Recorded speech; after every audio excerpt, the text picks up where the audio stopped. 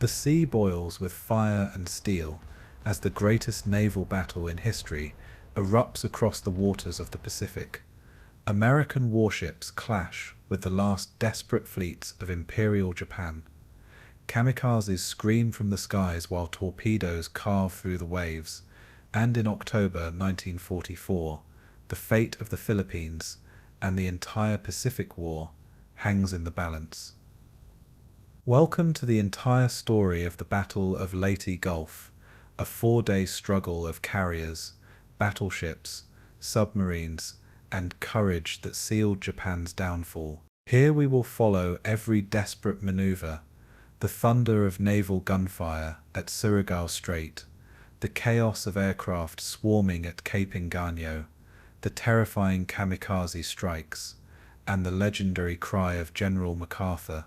So sit back, relax, and fall asleep to this sweeping documentary as you drift through history's most spectacular naval clash.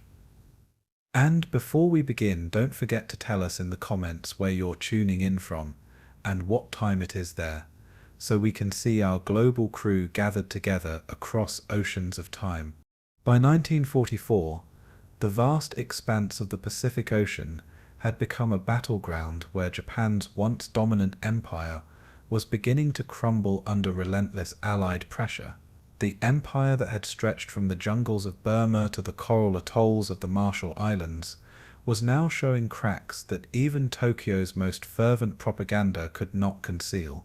Japanese forces, stretched thin across thousands of miles, were forced to defend far-flung islands that had become liabilities rather than strongholds. The American strategy of island hopping, designed to bypass heavily fortified positions and seize critical points, was tightening a noose around Japan's defensive perimeter. Each victory, whether at Kwajalein, Saipan, or Guam, brought American bombers within closer range of the Japanese homeland. The seas, once ruled by the Imperial Japanese Navy, were increasingly dominated by American carrier task forces that could strike at will. Meanwhile, submarines prowled beneath the waves, strangling Japan's supply routes and cutting off vital shipments of oil, rice, and raw materials.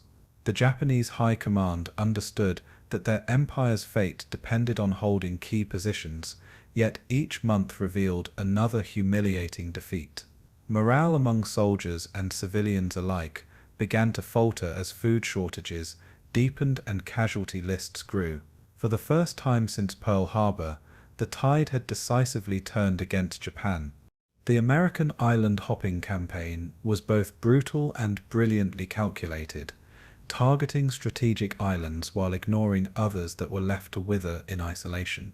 At Kwajalein in the Marshall Islands, American forces unleashed a ferocious combination of naval bombardment, aerial strikes, and amphibious assaults that overwhelmed Japanese defenders. The pattern became clear: soften the target with overwhelming firepower, land marines and soldiers supported by tanks, then grind down resistance with relentless determination. Each battle was costly in lives, but each conquest brought airfields and naval bases that served as springboards for further advances. Saipan in the Mariana Islands represented a turning point, not only because of its strategic location but because it brought American bombers within striking range of Tokyo itself. The loss of Saipan shocked the Japanese leadership, prompting Prime Minister Hideki Tojo to resign in disgrace. For civilians back in Japan, the sight of American bombers overhead was a grim reminder that the war could no longer be fought at a distance. The psychological impact was as devastating as the military defeat itself. The island hopping campaign was slowly dismantling the outer walls of Japan's fortress, leaving the home islands increasingly vulnerable to siege. The battles fought during this stage of the Pacific War were unlike anything the world had ever seen, with amphibious assaults requiring unparalleled coordination between land, sea, and air forces. At Guam and Tinian, waves of American Marines stormed beaches under withering fire, clawing their way inland against defenders who fought with suicidal determination. Japanese commanders, recognizing their inability to retreat or be reinforced, ordered their men to fight to the last bullet, the last grenade, and finally with bayonets and sharpened sticks. This created battlefields of unimaginable carnage, where caves had to be cleared one by one with flamethrowers and explosives. American soldiers and Marines endured unbearable heat, swarms of insects, and the ever-present stench of death as they advanced yard by yard. Every captured hill or bunker was paid for with blood, yet every victory carried enormous strategic weight. Tinian, for instance, became the airfield from which the Enola Gay would later take off to drop the atomic bomb on Hiroshima. In hindsight, each battle of 1944 was not just about territory, but about laying the foundation for the war's brutal climax. The Pacific War was becoming a war of attrition, testing the willpower of nations as much as their armies. While the American forces grew stronger with each campaign, Japan's military resources were being stretched to the breaking point. The Imperial Japanese Navy, once the pride of the empire, had suffered catastrophic losses at the Battle of the Philippine Sea in June 1944. Dubbed the Great Marianas Turkey Shoot by American pilots, the battle saw hundreds of Japanese aircraft shot down in a single day, effectively destroying Japan's ability to wage large-scale carrier warfare. The loss was more than tactical. It was a symbolic confirmation that the empire's naval superiority had been broken beyond repair. Aircraft carriers, battleships, and cruisers that remained in the Japanese fleet were increasingly relegated to desperate last-ditch missions. Fuel shortages compounded the problem, with ships often forced to remain in harbor rather than sail into battle. Meanwhile, Japan's once formidable air force found itself outclassed by superior American technology, better trained pilots, and a never-ending supply of replacements. Every battle bled Japan of its skilled aviators, while inexperienced recruits were rushed into cockpits with minimal training. The result was a steady decline in Japan's ability to project power across the Pacific. What had once been an empire of expansion was now an empire on the defensive. The mounting American successes brought unbearable pressure upon Japan's civilian leadership, who found themselves trapped between the military's refusal to surrender and the reality of impending defeat. Prime Minister Tōjō's resignation after the fall of Saipan reflected not only a political collapse, but also a growing recognition that Japan's war strategy was failing. Yet no successor dared to openly advocate peace, fearing the wrath of the military elite and the emperor's loyalists. Inside Japan, the government imposed increasingly strict rationing, cutting rice, fuel, and clothing supplies to bare minimums as shipping lanes were severed by Allied submarines. Civilians were encouraged to prepare for an eventual invasion, with propaganda urging them to sacrifice everything in defense of the homeland. In schools, children were taught how to wield bamboo spears against enemy soldiers, while women were told to be ready to give their lives for the emperor. Such measures revealed the level of desperation gripping Tokyo's leadership as the war dragged on. At the same time, the relentless Allied bombing campaign reduced cities to rubble, bringing the war directly into the heart of Japanese society. The vision of an invincible empire was dissolving, replaced by the grim specter of annihilation. For American commanders, the Pacific Campaign of 1944 demanded not only military innovation, but also immense logistical prowess. Every assault required the coordination of thousands of ships, aircraft, and personnel across immense distances. Supply convoys carried everything from tanks and artillery to food, medical equipment, and even prefabricated buildings to construct new bases. Engineers worked tirelessly to build airstrips on remote islands, often carving runways out of coral reefs or dense jungles under enemy fire. Naval task forces had to maintain constant vigilance, protecting supply lines from Japanese submarines while providing fire support to troops ashore. The scale of the operations was staggering, representing a global industrial effort that no other nation could have matched at the time. Factories in Detroit, Pittsburgh, and Los Angeles churned out planes and ships at a rate that astonished even military planners. For every plane Japan lost, America could replace it tenfold, creating an overwhelming tide of material advantage. By late 1944, it was clear that the American war machine was operating at full throttle, and nothing short of unconditional surrender would halt its advance. The Pacific had become the proving ground for modern warfare on an industrial scale. As the battles raged across the Pacific Islands, the psychological war was just as fierce as the physical one. Japanese soldiers, indoctrinated with the code of Bushido, viewed surrender as the ultimate shame and often fought to the death rather than face capture.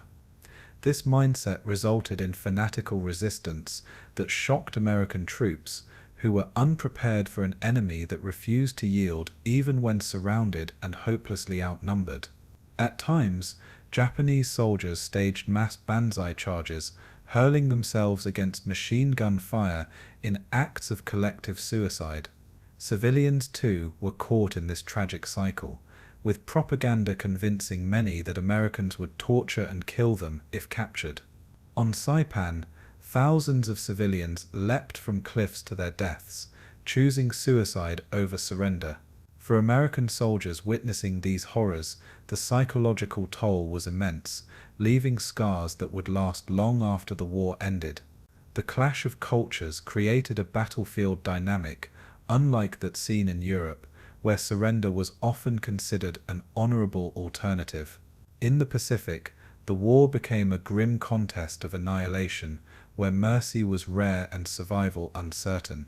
The psychological ferocity of 1944 set the stage for even greater tragedies to come. By the end of 1944, the Japanese Empire stood at a precipice, its once mighty forces reduced to shadows of their former strength. The outer defensive perimeter had been shattered, with the Marianas in American hands and the Philippines under imminent threat.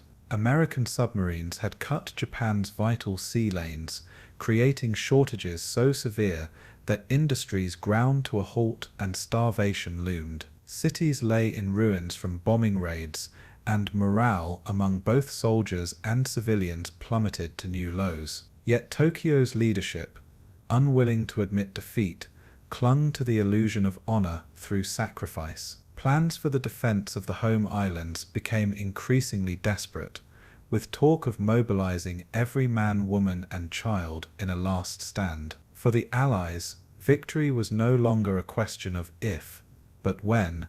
Though the cost in lives still remained uncertain, the Pacific War had transformed from Japan's dream of domination to its nightmare of survival. The year 1944 marked the collapse of Japan's expansion and the beginning of its inevitable downfall. The empire that had risen in fire was now destined to fall in ashes. For both Japan and the United States, the Philippines was far more than a cluster of islands in the Pacific. It was a pivot point around which the fate of the war could turn. Stretching across more than 7,000 islands, the archipelago formed a natural gateway between Southeast Asia and the vast Pacific Ocean. Whoever held the Philippines controlled shipping lanes, critical for the flow of resources, troops, and supplies. For the Japanese, it meant maintaining access to the oil fields of the Dutch East Indies and the raw materials of Malaya and Indochina. For the Americans, regaining the Philippines promised to cut those supply arteries and sever Japan's empire into disconnected fragments. Strategically, the island sat astride the main maritime routes connecting Tokyo to its southern conquests, functioning like a knife poised over Japan's lifeline. This geographical significance made the archipelago a natural battleground in the Pacific struggle. As U.S. planners mapped their advance, the Philippines loomed as the keystone that had to be pried from Japan's grasp. For Tokyo, it was a defensive shield that could not be abandoned without catastrophic consequences. Thus the islands became not merely territory, but the essence of strategic survival for both nations. The symbolism of the Philippines carried as much weight as its strategic geography. When Japan conquered the islands in 1942, it humiliated the United States by forcing the surrender of tens of thousands of American and Filipino troops. The fall of Bataan and Corregidor became synonymous with America's early defeats in the Pacific, a wound that demanded redress.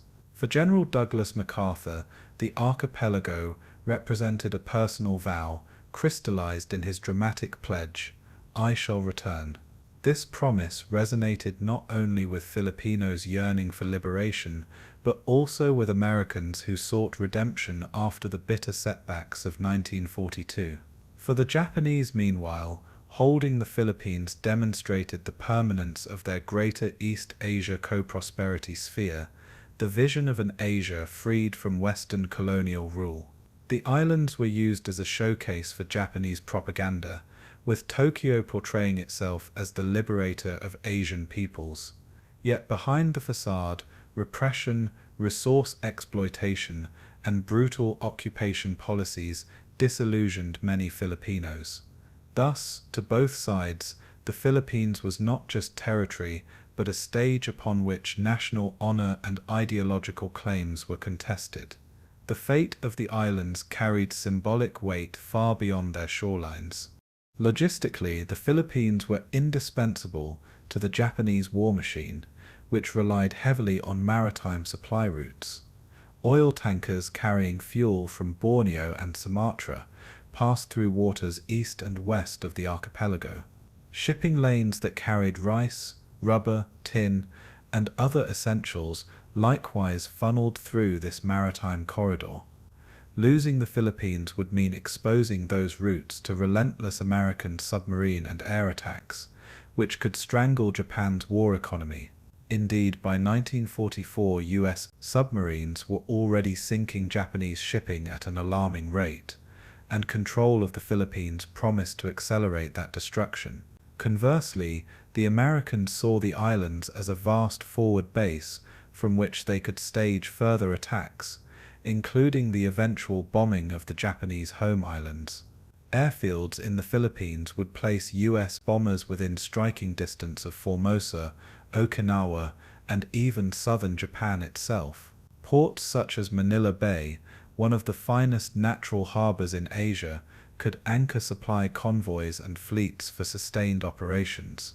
Thus, in the realm of logistics, the Philippines represented not just a stepping stone, but a fully equipped platform for both defense and offense.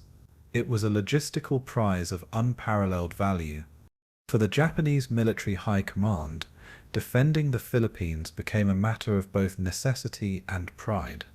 The Imperial Navy recognized that if the US seized the islands, Japan's fleets would be unable to maneuver freely in the Western Pacific.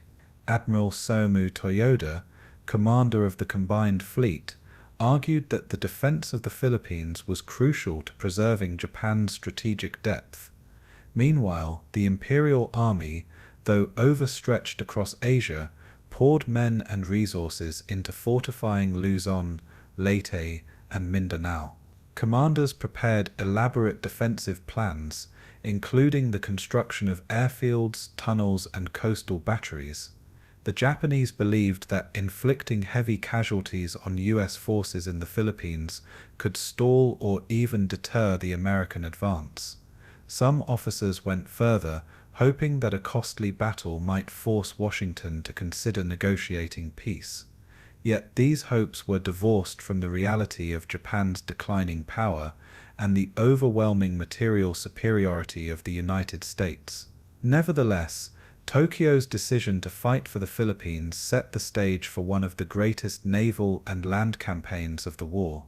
It was an act of strategic desperation cloaked in the language of national destiny. For the Americans, the debate over whether to invade the Philippines was fierce and consequential. Some US planners, including Admiral Ernest King, favored bypassing the archipelago in favor of seizing Formosa, which lay closer to Japan and could serve as a base for bombing raids. Yet MacArthur's influence proved decisive, as he argued passionately for the liberation of the Philippines. He maintained that abandoning the islands would betray America's promise to the Filipino people and damage U.S. prestige in Asia. Beyond matters of honor, MacArthur emphasized the military necessity of controlling the archipelago's harbors and airfields. He painted a vivid picture of Manila Bay as the crown jewel of Pacific logistics. President Franklin Roosevelt ultimately sided with MacArthur, swayed both by strategic arguments and by political considerations at home. The liberation of the Philippines promised not only military advantage, but also a dramatic demonstration of America's determination to keep its word. Thus, the American decision to retake the islands was not inevitable, but emerged from a heated clash of opinions with symbolism, strategy, and politics all intertwined. The resulting choice would shape the course of the Pacific War. For the Filipino people themselves, the question of the Philippines' importance was not abstract but deeply personal. Under Japanese occupation, civilians endured forced labor, food shortages, and brutal reprisals against resistance activity. Guerrilla movements, composed of both Filipino fighters and American holdouts, waged a persistent campaign against the occupiers. These fighters gathered intelligence, sabotaged Japanese supply lines, and maintained underground communication networks. The hope of eventual liberation fueled their endurance, though the cost in blood and suffering was immense.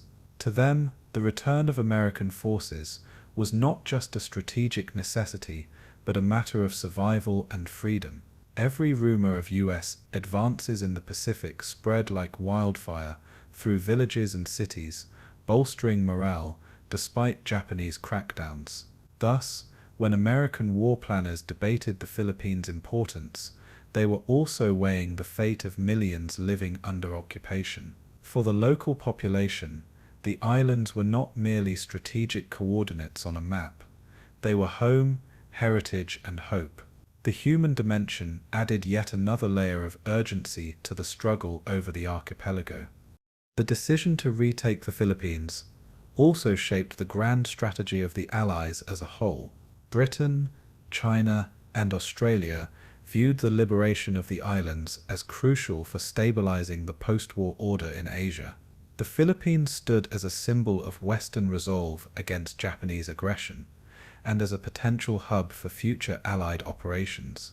Moreover, retaking the islands promised to reopen communication and trade routes vital to the Allies' global war effort. As American forces advanced across the Pacific, the Philippines offered the opportunity to link their progress with British campaigns in Burma and Chinese resistance in mainland Asia. The archipelago, therefore, was not only a point of contention between Tokyo and Washington, but also a linchpin in the larger Allied strategy. Its liberation would signal that Japan's empire was crumbling, that the tide had irrevocably turned. Every Allied leader understood that the fall of the Philippines would echo across Asia and the world. It would shatter Japanese claims of invincibility and inspire occupied peoples across the Pacific basin. Thus, the Philippines mattered not just for immediate battles, but for the long-term trajectory of the war. By 1944, the stage was set for the Philippines to become the centerpiece of the Pacific theater. Japan clung to the islands as its last great defensive bastion, while the United States and its allies saw them as the key to ultimate victory. The convergence of strategy, logistics, symbolism, and human suffering made the archipelago uniquely significant. Every mile of shoreline, every bay, every airfield became a potential battleground in this high-stakes contest. Behind the decisions of generals and admirals lay the lived experiences of millions of civilians, guerrillas, and soldiers. The Philippines was not simply one campaign among many, it was the heart of the Pacific struggle. The fighting that would erupt there would not only decide the fate of the islands, but would also accelerate the collapse of Japan's empire. In choosing the Philippines as their next objective, the Americans were placing their full weight against the core of Japan's defenses. For Tokyo, the defense of the archipelago was both a last stand and a desperate gamble. In this clash of wills, the Philippines became the crucible in which the future of the Pacific War would be forged. On the morning of March 11th, 1942, with Japanese forces tightening their grip on the Philippines, General Douglas MacArthur boarded a PT boat under the cover of darkness, ordered by President Franklin D. Roosevelt to escape. MacArthur left Corregidor reluctantly, his heart heavy with the knowledge that thousands of American and Filipino troops remained behind. As he departed the smoldering archipelago, he knew the press would chronicle every detail, and that his reputation hung in the balance. Standing tall despite exhaustion, he uttered the now immortal words, "I shall return," to the men left behind. Those words were more than just a promise. They were a lifeline. To Washington, they represented a vow that carried both military and political implications. For MacArthur himself, it was a pledge of personal honor, tying his fate to the islands he had been forced to abandon. In those desperate hours, his words would echo far beyond the Pacific. They became a rallying cry for resistance. They set in motion one of the most politically charged commitments of the entire war. But the power of MacArthur's pledge lay not only in its phrasing, but in its timing. America had been reeling from one disaster after another. In the Pacific, Pearl Harbor, the fall of Guam, the sinking of prized battleships, and now the collapse of the Philippines. Amid this gloom, MacArthur's statement pierced through as a message of resilience. The promise gave hope to Filipinos who had no choice but to endure Japanese occupation and brutal rule. It inspired soldiers on Bataan and Corregidor, even as supplies dwindled and disease spread unchecked. In the United States, newspapers splashed his vow across front pages, painting him as a man of unbreakable will. Roosevelt and his advisors recognized the value of such symbolism in a time when the American public desperately needed good news. Yet symbolism came with obligations, and the promise placed immense pressure on the U.S. High Command. The Philippines could no longer be considered just one theater of war among many. It became a moral and political objective. Pulse. For Roosevelt, MacArthur's promise was both an asset and a liability. On one hand, it served as an inspiring counter to Japanese propaganda, proving that America had not abandoned its allies in Asia. On the other, it forced the administration to prioritize the Philippines in ways that did not always align with broader strategic goals. Washington's military planners, particularly those in the Navy, often viewed the Pacific campaign in terms of advancing toward Japan via the central route through the Marianas and Iwo Jima. But MacArthur's insistence on returning through the Philippines created friction. His personal promise now intertwined with American policy, effectively narrowing Roosevelt's options to withdraw support, would risk discrediting not only MacArthur, but the president himself. Thus, what began as a phrase spoken in determination quickly grew into a binding political obligation, shaping grand strategy. It was proof that in modern warfare perception could be as powerful as firepower. The promise also carried immense weight in Manila and across the Philippine archipelago. Filipinos who had endured the nightmare of invasion and the cruelty of occupation clung to MacArthur's words as assurance that liberation would one day come. Resistance groups, from organized guerrillas in the mountains to secret networks in cities, drew morale from the thought that their struggle was not in vain. For many, MacArthur himself became a symbol of freedom, a towering figure whose return meant not only military victory, but the restoration of dignity.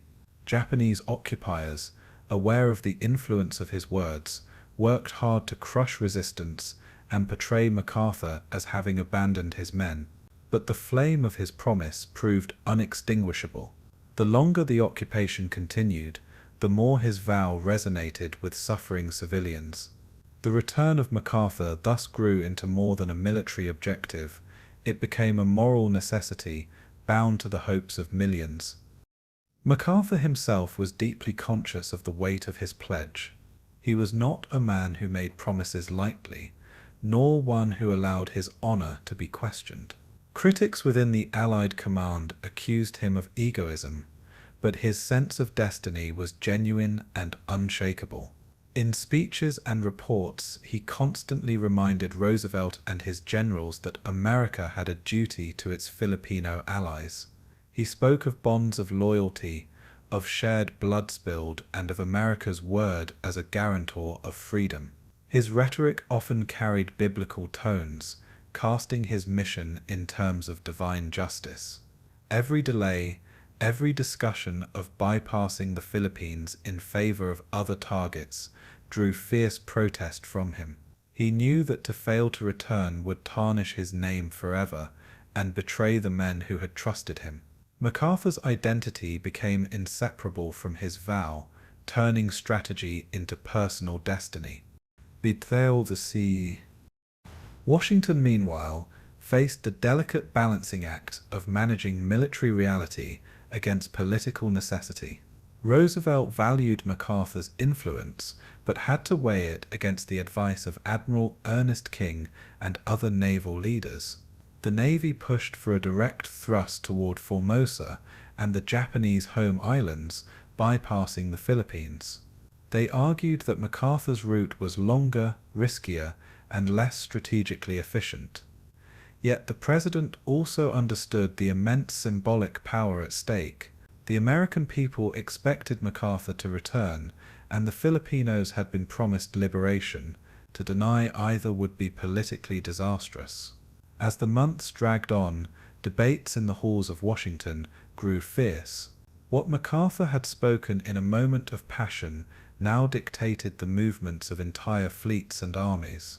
His promise bound not just him, but the United States itself to the fate of the Philippines. By 1944, as American victories mounted in the Central Pacific, the debate reached a boiling point. With the capture of the Marianas, US bombers were now within range of Japan itself. Logic suggested bypassing the Philippines, cutting off Japanese forces there, and striking directly at Formosa. But MacArthur, with his force of personality and unmatched political connections, pressed relentlessly for his plan. He reminded Roosevelt that abandoning the Philippines would dishonor America's word and embolden Japanese propaganda. In the end, Roosevelt realized that to reject MacArthur's path would mean political fallout too severe to risk. The general's promise, made years earlier in desperation, now determined the allocation of ships, men, and resources. When the order came that the Philippines would be retaken, it was not merely a strategic decision, it was the fulfillment of a vow, cementing the weight of words in the tide of history. Thus, MacArthur's pledge, "I shall return," became one of the defining statements of the Second World War. It was not just a phrase of comfort, but a commitment that redirected entire armies, shaped strategy, and influenced the destiny of nations. For the people of the Philippines, it became a beacon in the darkness of occupation. For the American military, it became a responsibility that demanded sacrifice and planning on a colossal scale. For Roosevelt, it became a political obligation he could not afford to ignore. And for MacArthur himself, it became the centerpiece of his legacy, a promise that his honor demanded he fulfill. When he finally set foot on Leyte's beaches in October 1944, his vow had come full circle. Words had become action, and destiny had been met. The story of the Pacific War cannot be told without that single promise, spoken on a dark night in 1942, echoing across oceans and years until fulfilled. By mid-1944, Japan's empire stood at the brink of collapse, yet Tokyo's high command still clung to the idea that one decisive battle could reverse its fortunes. The Imperial General Headquarters convened numerous meetings, filled with tense debates between army and navy leaders, each determined to shape Japan's last stand. At the center of these discussions was the concept of Shō-Gō, a set of contingency operations designed to deliver a crushing blow to the advancing Americans. The term Shō, meaning victory, revealed both the ambition and desperation behind the strategy, for in reality Japan's resources were almost exhausted. The planners envisioned luring the US fleet into a trap in Philippine waters, where land-based air power and combined fleet elements could converge to inflict catastrophic losses. This was not simply a military idea but an act of faith, a final gamble meant to preserve honor and perhaps force Washington into negotiations. The plan was steeped in traditional Bushido ideals, embracing the notion of sacrifice and glorious destruction if outright victory proved impossible. Japanese admirals, still haunted by the stunning defeat at Midway, believed redemption could be achieved if American carriers were sunk in a single stroke. For the army, preserving the Philippines meant holding open a link to Southeast Asia, where vital oil still flowed from the Dutch East Indies. Each faction agreed on one thing: the Philippines would be the arena where Japan's destiny would be decided. The urgency of the plan was shaped by Japan's shrinking strategic options and the rapid pace of American advances. With the fall of Saipan in July 1944, B-29 bombers now threatened the Japanese home islands directly, sparking national panic. At the same time, U.S. Navy carrier task forces roamed with impunity, devastating Japanese shipping lanes and cutting off vital supply routes. The Philippines represented more than territory; it was the lifeline binding Japan to its southern resources. Oil from Sumatra and Borneo, food from Indochina, and raw materials from Malaya all flowed through Philippine waters before reaching the homeland. If these sea lanes were severed, Japan would be strangled economically and militarily within months. Tokyo's leaders understood that without the Philippines, their war machine would grind to a halt. This realization intensified the push for Shō-Gō, turning it from a theoretical option into an absolute necessity. The army pressed for massive troop deployments on Luzon and Leyte, while the navy prepared to risk its remaining battleships and carriers. The combined gamble was staggering, for it meant committing nearly every remaining resource to a single do-or-die engagement. Failure would doom Japan outright, but success, they believed, could at least delay the inevitable and perhaps shift American politics toward negotiation. Thus, desperation crystallized into determination. Operation Shō-Gō was not a single plan but a family of operations tailored to various invasion scenarios. Shō-Mine focused on the Philippines, while Shō-Mine 2 prepared for possible attacks on Formosa, and Shō-Mine 2-3 addressed a potential American landing in the Ryukyus. Yet from the outset, Shō-Mine was prioritized, for Tokyo correctly anticipated MacArthur's return to the Philippines. The plan was breathtaking in scope. 3 separate Japanese naval forces would converge on the American invasion fleet, striking from different directions in a massive pincer. The center force under Admiral Kurita would sail through the Sibuyan Sea, smashing through San Bernardino Strait to strike the landing beaches at Leyte. The southern force, divided between Admirals Nishimura and Shima, would attack from Surigao Strait, hoping to catch the Americans in a night battle. Finally, the northern force, a decoy under Admiral Ozawa, would draw away U.S. carriers by sacrificing Japan's last remaining flat-ops. This bold maneuver relied heavily on deception, timing, and the willingness of commanders to fight to the death. On paper, it evoked the spirit of Tsushima, Japan's legendary naval victory over Russia in 1905. In reality, it was an act of near-suicidal resolve, pitting a battered fleet against the most powerful naval armada in history. The centerpiece of Shō-Gō lay in its gamble on surprise and sacrifice, for Japan no longer possessed numerical or technological superiority. Its carrier force had been hollowed out, with flight decks intact, but air groups decimated, leaving only a shadow of the once feared Kido Butai.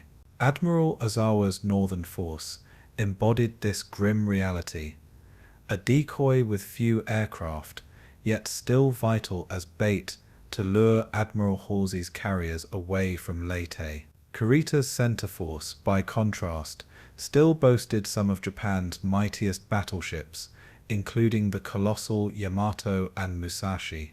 These leviathans, bristling with 18.1-inch guns, symbolized Japan's fading naval pride and its hope to reclaim glory in a decisive surface battle. Yet the plan demanded Kurita to press forward relentlessly, no matter the cost, even if losses mounted en route. For the southern force, the expectation was equally harsh.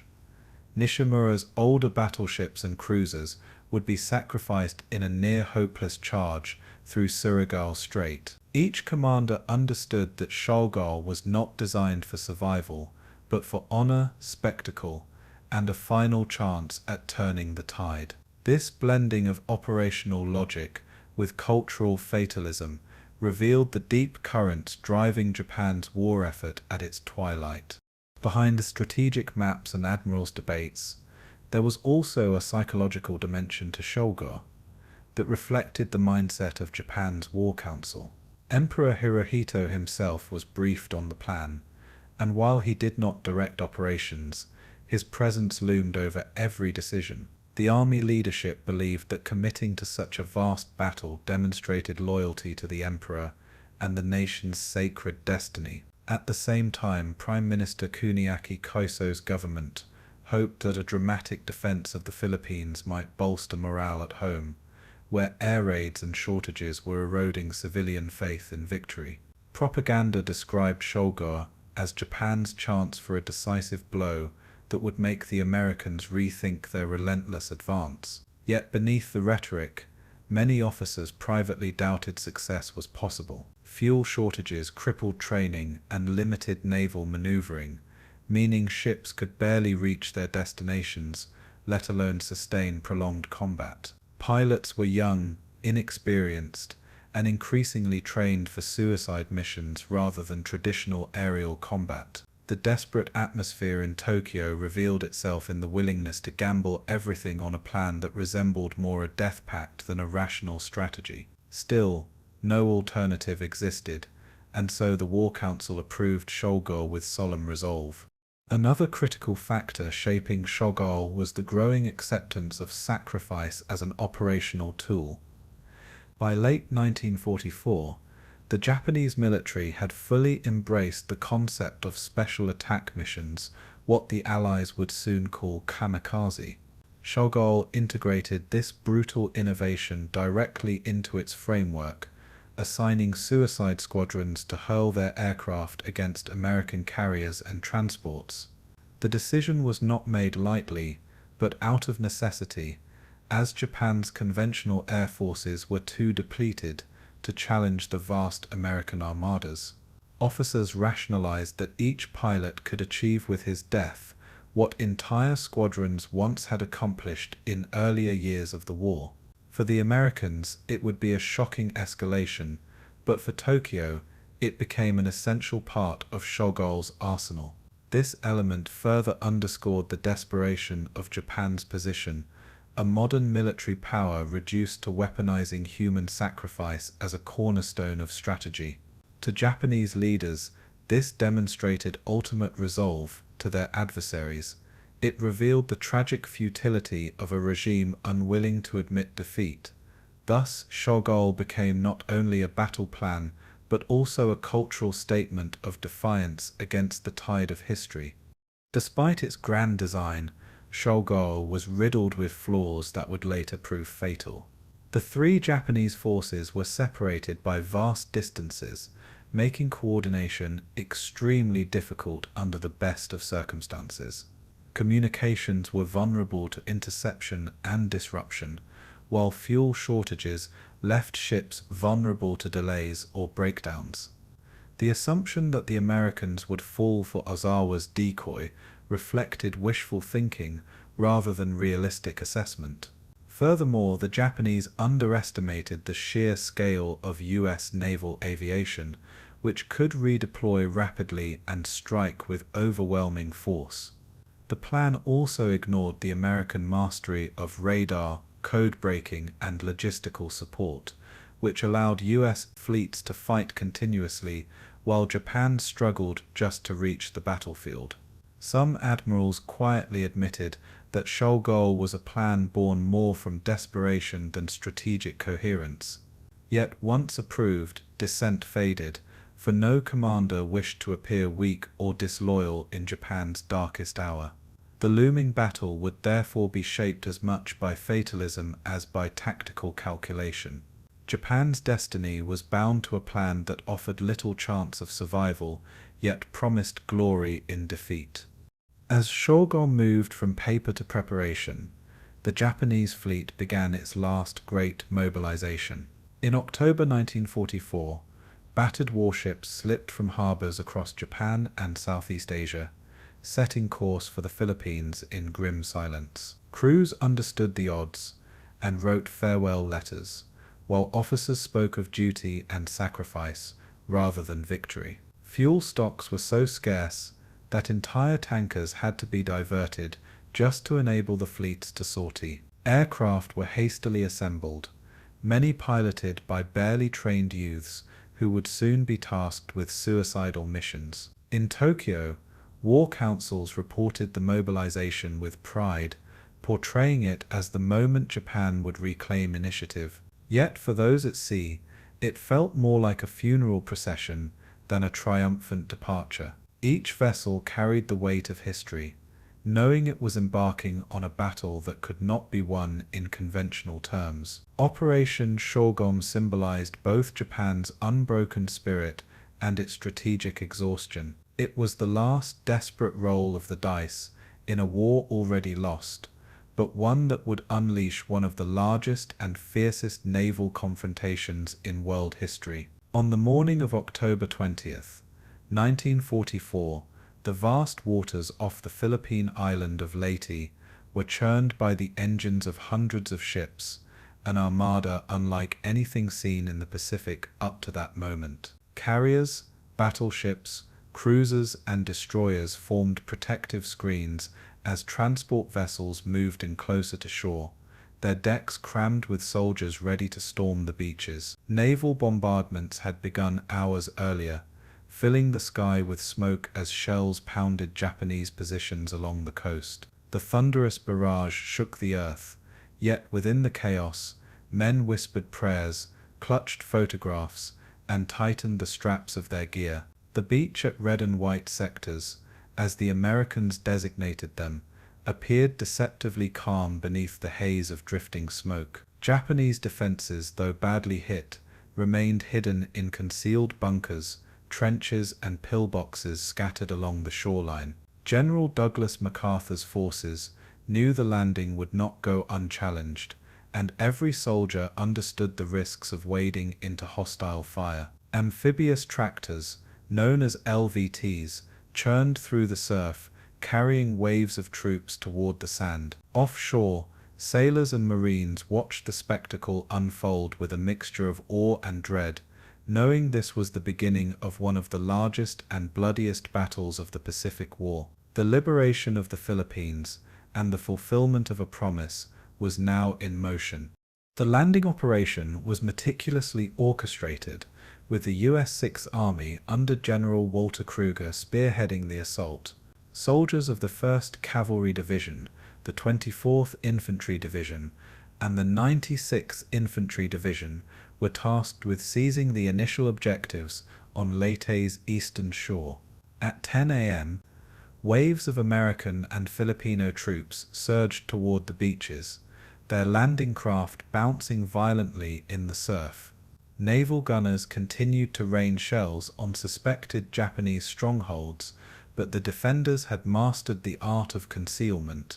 Many Japanese soldiers waited silently underground, allowing the first waves to come ashore before unleashing fire. As ramps dropped, men splashed into the waist-high surf, some stumbling under the weight of packs and weapons, others cut down by sudden bursts of machine gun fire. The air was filled with the sharp crack of rifles, the rattle of automatic weapons, and the dull thud of mortars. Men dragged the wounded toward cover, while others pressed forward, using smoke and the shattered terrain for protection. Engineers scrambled to clear mines and obstacles under fire, their bravery paving the way for the infantry. By sheer determination, the Americans gained footholds across multiple beachheads, though at the cost of many lives. Among the most unforgettable scenes that day came with the dramatic appearance of General Douglas MacArthur himself, fulfilling his vow to the Filipino people. Wading ashore at Red Beach, dressed in his khaki uniform, cap tilted just so, he was accompanied by President Sergio Osmeña and Carlos P. Romulo. Cameras captured the moment as MacArthur strode through the surf, water rising to his thighs, with soldiers around him clearing the path. It was not merely a symbolic act, it was a declaration to both friend and foe that the United States had returned to Philippine soil, with the intent to stay. MacArthur's famous words, later broadcast across the islands, carried profound weight. "People of the Philippines, I have returned." For the Filipino guerrillas still fighting in the jungles, it was a rallying cry. For civilians enduring occupation, it was a spark of hope in the darkness. For Japanese defenders, it was a chilling confirmation that their enemy's resolve was unbreakable. The scene of MacArthur striding through the surf became etched in history as one of the defining images of the Pacific War. His presence on the beach was carefully staged, but its psychological effect was incalculable. The Japanese defense of Leyte was commanded by General Tomoyuki Yamashita, though direct control was hampered by fractured communication lines and strained resources. The defenders had prepared to meet the invasion with a mixture of infantry, artillery, and dug-in fortifications, but they faced overwhelming American firepower. As U.S. troops established beachheads, Japanese mortars and machine guns opened up from hidden positions, forcing bloody skirmishes among the dunes and coconut groves. American units often advanced only a few yards at a time, using flamethrowers and grenades to root out enemy bunkers. The cries of the wounded mingled with the deafening roar of combat, a grim soundtrack to the liberation. Despite their courage, the Japanese were vastly outnumbered and undersupplied, yet they fought with desperate ferocity. Kamikaze pilots, though not yet employed on a massive scale, began to strike at U.S. ships offshore, foreshadowing the deadly waves to come. Artillery duels shook the beaches, with American ships providing relentless support to ground troops pinned by enemy fire. The jungles just inland concealed more threats, as Japanese forces prepared counterattacks to drive the invaders back into the sea. The battle for Leyte had only begun, but already the struggle was marked by intensity and sacrifice. Filipino civilians witnessed the landings with a mixture of awe, fear, and joy, watching from hidden vantage points as the largest fleet they had ever seen assembled off their shores. Many had suffered years of Japanese occupation, enduring forced labor, food shortages, and brutal reprisals against suspected guerrilla supporters. For them, the thunder of American artillery and the sight of endless columns of troops pushing inland brought both relief and anxiety. Some villagers risked everything to aid the advancing forces, guiding units through rice paddies, marshes, and jungle trails. Others provided food, water, and intelligence about Japanese positions, even as reprisals loomed should they be caught. Guerrilla bands long isolated in the hills, emerged to coordinate with U.S. forces, striking enemy patrols and cutting lines of retreat. Families huddled in makeshift shelters, praying for the end of bombardments and firefights that engulfed their once quiet lands. For the first time in years, the Filipinos could see the possibility of liberation, though they knew the price of battle would be high. In the days to come, many civilians would pay dearly for their proximity to the front lines. Yet on that October day, the sense of deliverance was unmistakable. As troops secured the beaches, engineers quickly went to work transforming the shoreline into a logistical hub capable of sustaining the invasion. Bulldozers cleared debris, supply dumps were established, and communication lines stretched inland.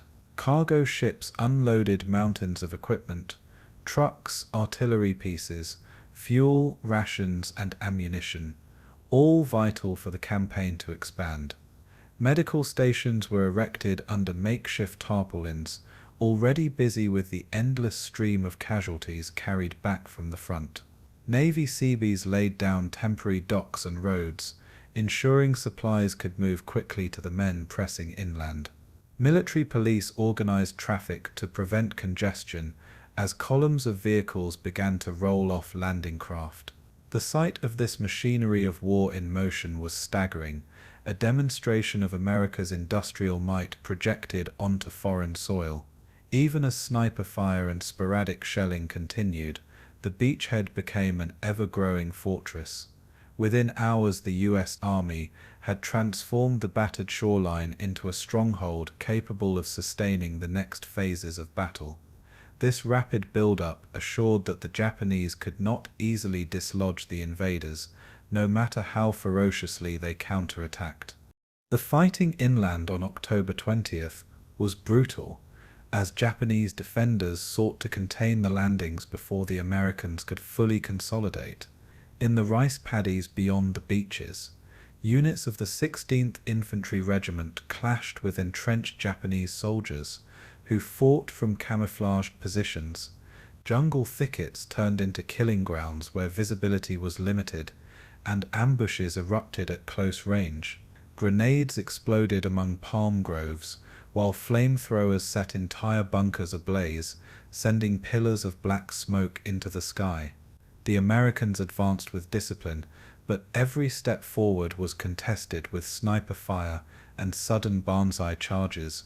Casualties mounted rapidly, and stretcher-bearers struggled to keep up with the constant calls for evacuation. Communications officers laid wires through mud and blood to coordinate artillery fire, often becoming targets themselves. Overhead, aircraft circled, dropping bombs on suspected concentrations of Japanese troops. The landscape itself became a twisted battlefield, once fertile and green, now torn apart by craters, corpses, and shattered vegetation. By nightfall, the Americans had carved out a firm lodgment, but they knew the real battle for Leyte had only just begun. As darkness descended on October 20th, the beaches and fields of Leyte bore witness to the first day of liberation, a day marked by sacrifice and determination. Fires smoldered where villages and strongpoints had been obliterated by artillery, casting an eerie glow across the shoreline.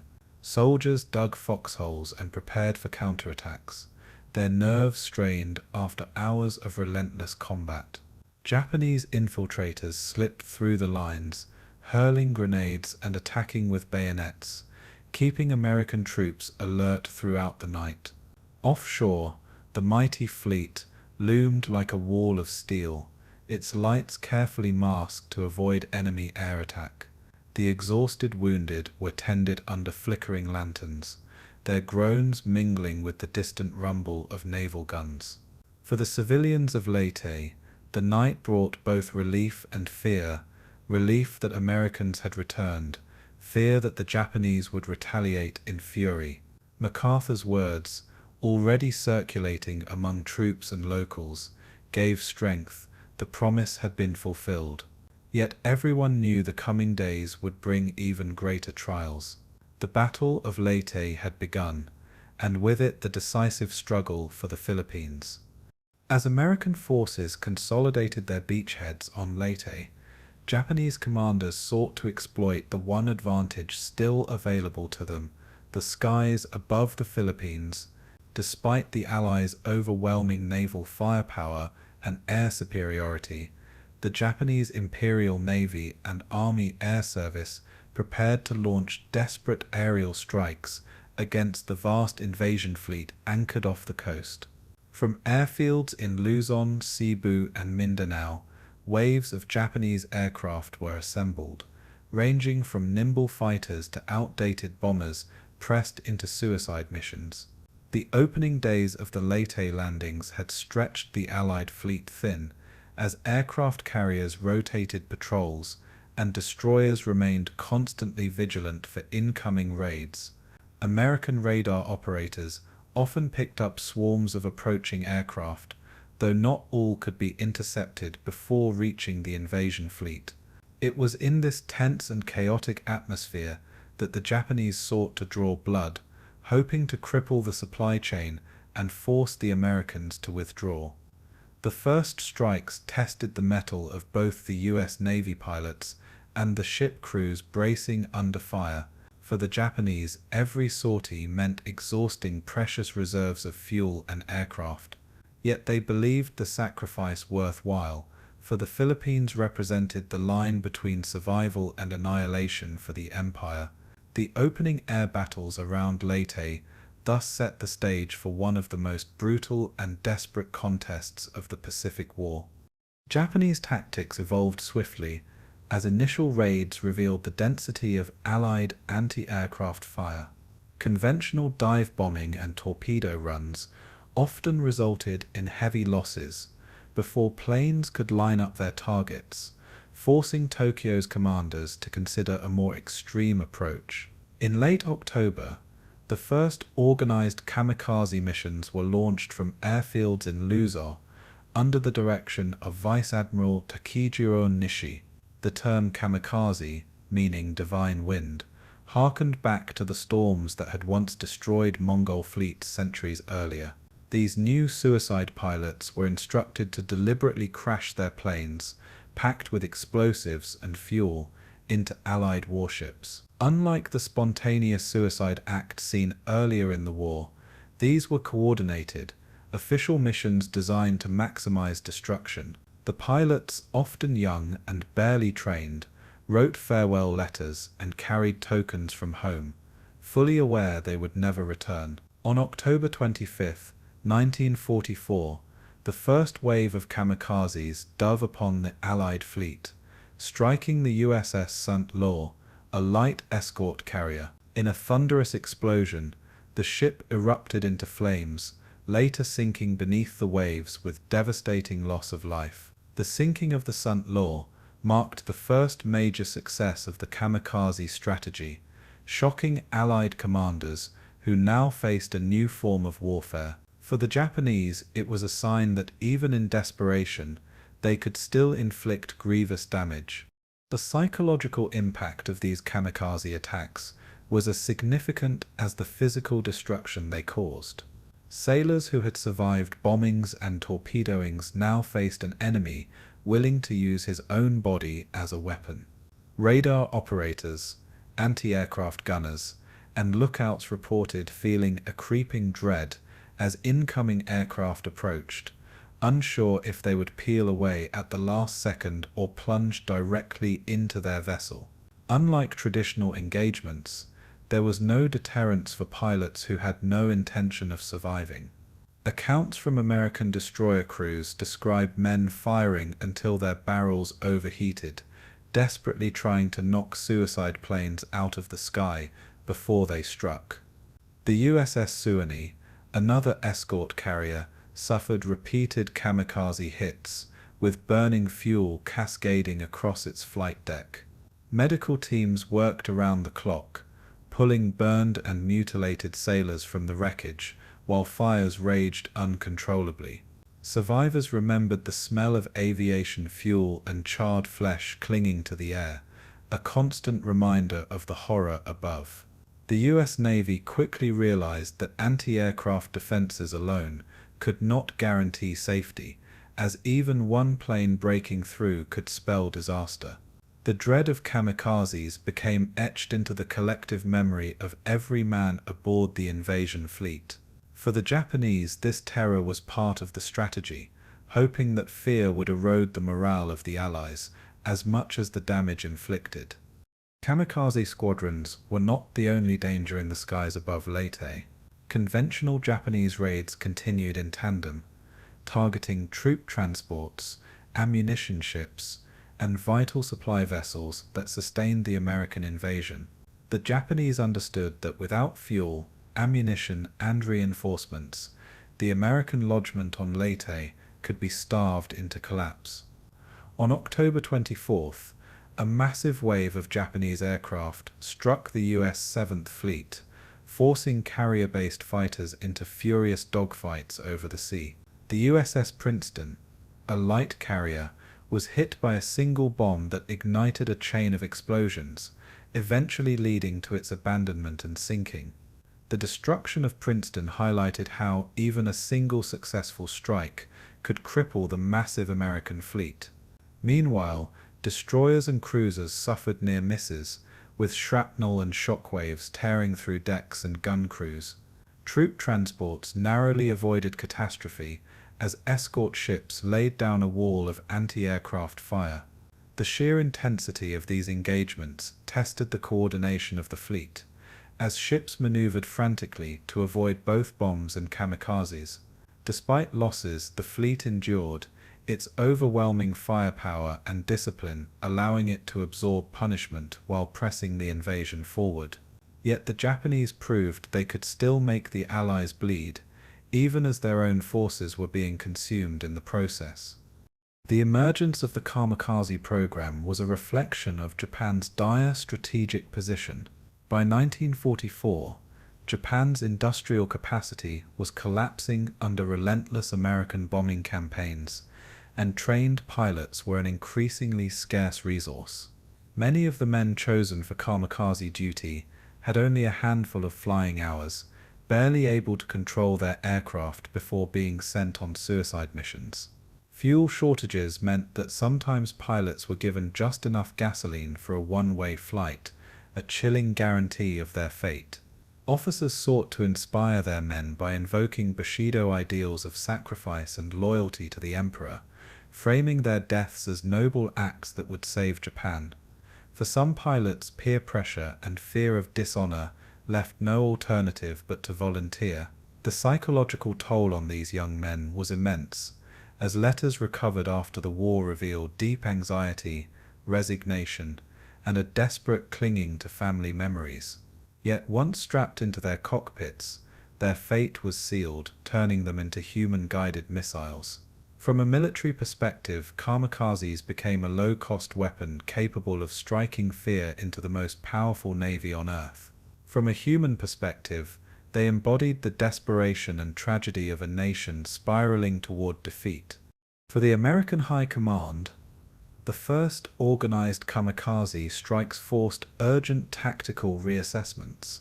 Fleet formations were altered to create layers of defense, with destroyers and smaller escorts forming a protective ring around larger carriers. Radar picket ships were positioned farther out, intended to detect incoming raids earlier and absorb the brunt of initial attacks. Carrier air patrols were intensified, with pilots tasked to intercept kamikaze squadrons long before they could reach the fleet. Training also shifted, emphasizing faster target acquisition and more aggressive interception tactics.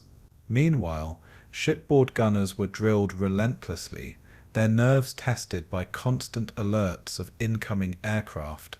Anti-aircraft firepower was increased, with additional mounts installed wherever space allowed. Despite these measures, the kamikaze threat could never be fully eliminated, for even a single breach could cause catastrophic damage. The fleet braced itself for a long and grueling campaign, one that demanded both endurance and psychological resilience. The Battle of Leyte Gulf had already proven costly, but the Kamikaze campaign promised a new level of attrition. What began in the skies over Leyte would soon spread to every major Allied fleet operation in the Pacific. The first kamikaze missions achieved more than just physical destruction. They created a lasting strategic problem for the Allies. The sinking of St. Lo and the crippling of several other ships demonstrated that no vessel, regardless of size, was truly safe. Commanders in Washington and Pearl Harbor began to factor suicide tactics into every future operation, knowing the Japanese had found a method that exploited the vulnerability of ships packed with fuel and ammunition. The kamikaze strategy, though costly in human lives, proved highly efficient in terms of damage inflicted per plane compared to conventional bombing. For Japan, it offered a means to offset their shrinking fleet and dwindling resources, prolonging the war and raising the price of every Allied advance. American sailors began to speak of the kamikaze threat in hushed tones, knowing that each day in the Pacific carried the risk of sudden fiery death from above. Some crews painted slogans on their guns, or prayed before each watch, seeking ways to cope with the constant strain. The enemy had transformed the sky itself into a weapon, where clouds could conceal death, and every speck on the horizon triggered alarm. This shift in warfare marked a dark milestone in the Pacific struggle. The Battle of Leyte thus introduced the world to a new and terrible chapter in aerial combat history. As the Leyte campaign pressed forward, the Japanese continued to launch wave after wave of aerial assaults, depleting their dwindling air strength in the process. American pilots rose to the challenge, scoring dozens of kills each day, yet the threat never fully abated. Even as Japanese airfields were bombed and neutralized, more kamikaze missions were flown, demonstrating the sheer determination of Tokyo's high command. The skies above Leyte became a crucible where young men on both sides faced unimaginable odds.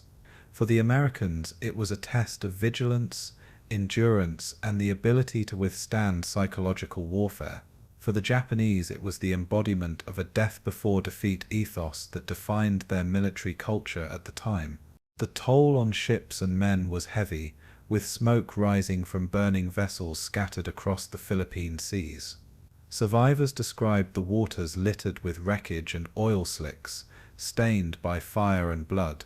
Yet through it all, the Allied Armada held firm, delivering reinforcements and supplies to the men fighting ashore.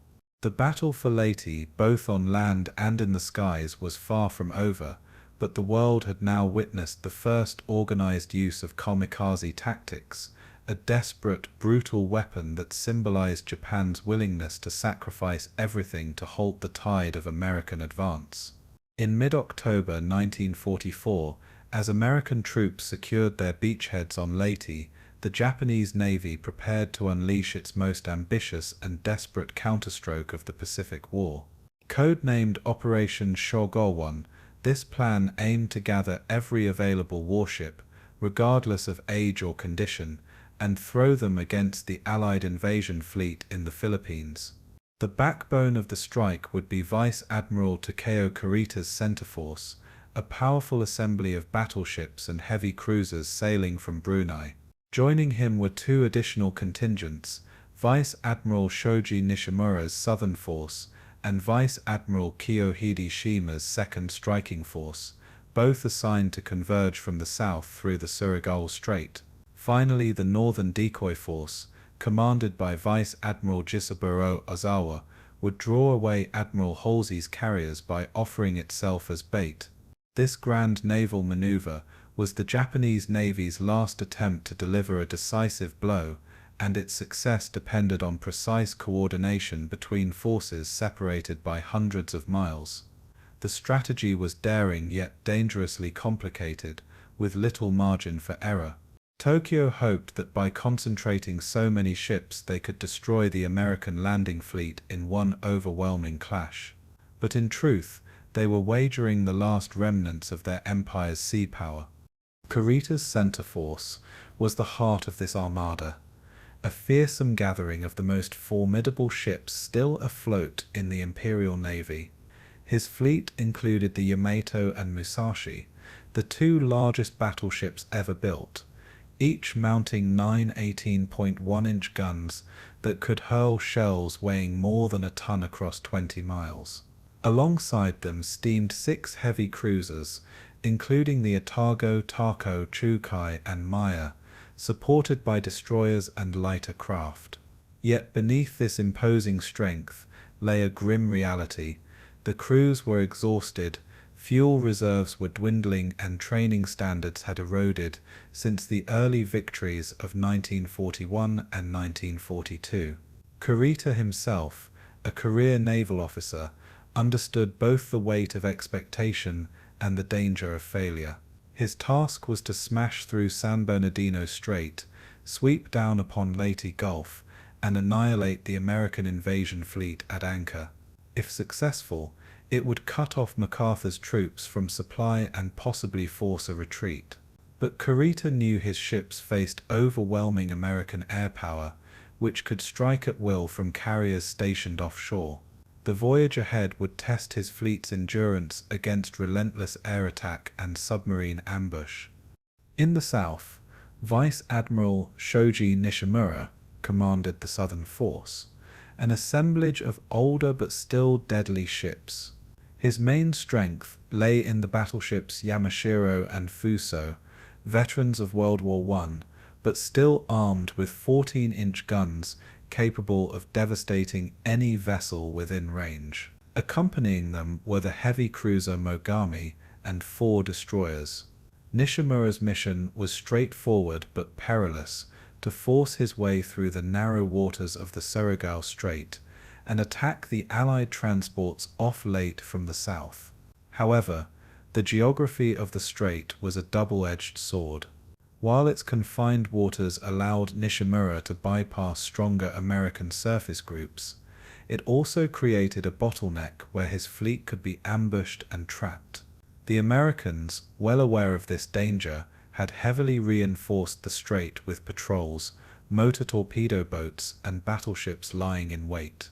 Still, Nishimura was determined to fulfill his orders, even if it meant sacrificing his entire command. His squadron steamed with grim resolve, knowing their role was to draw American fire and buy time for Kurita's advance. Following Nishimura was Vice Admiral Kiyohide Shima, commanding what was designated the Second Striking Force.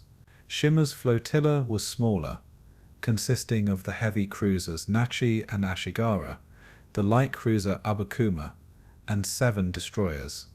His orders were to reinforce Nishimura's push through Surigao Strait, joining the southern force in overwhelming the American defenses.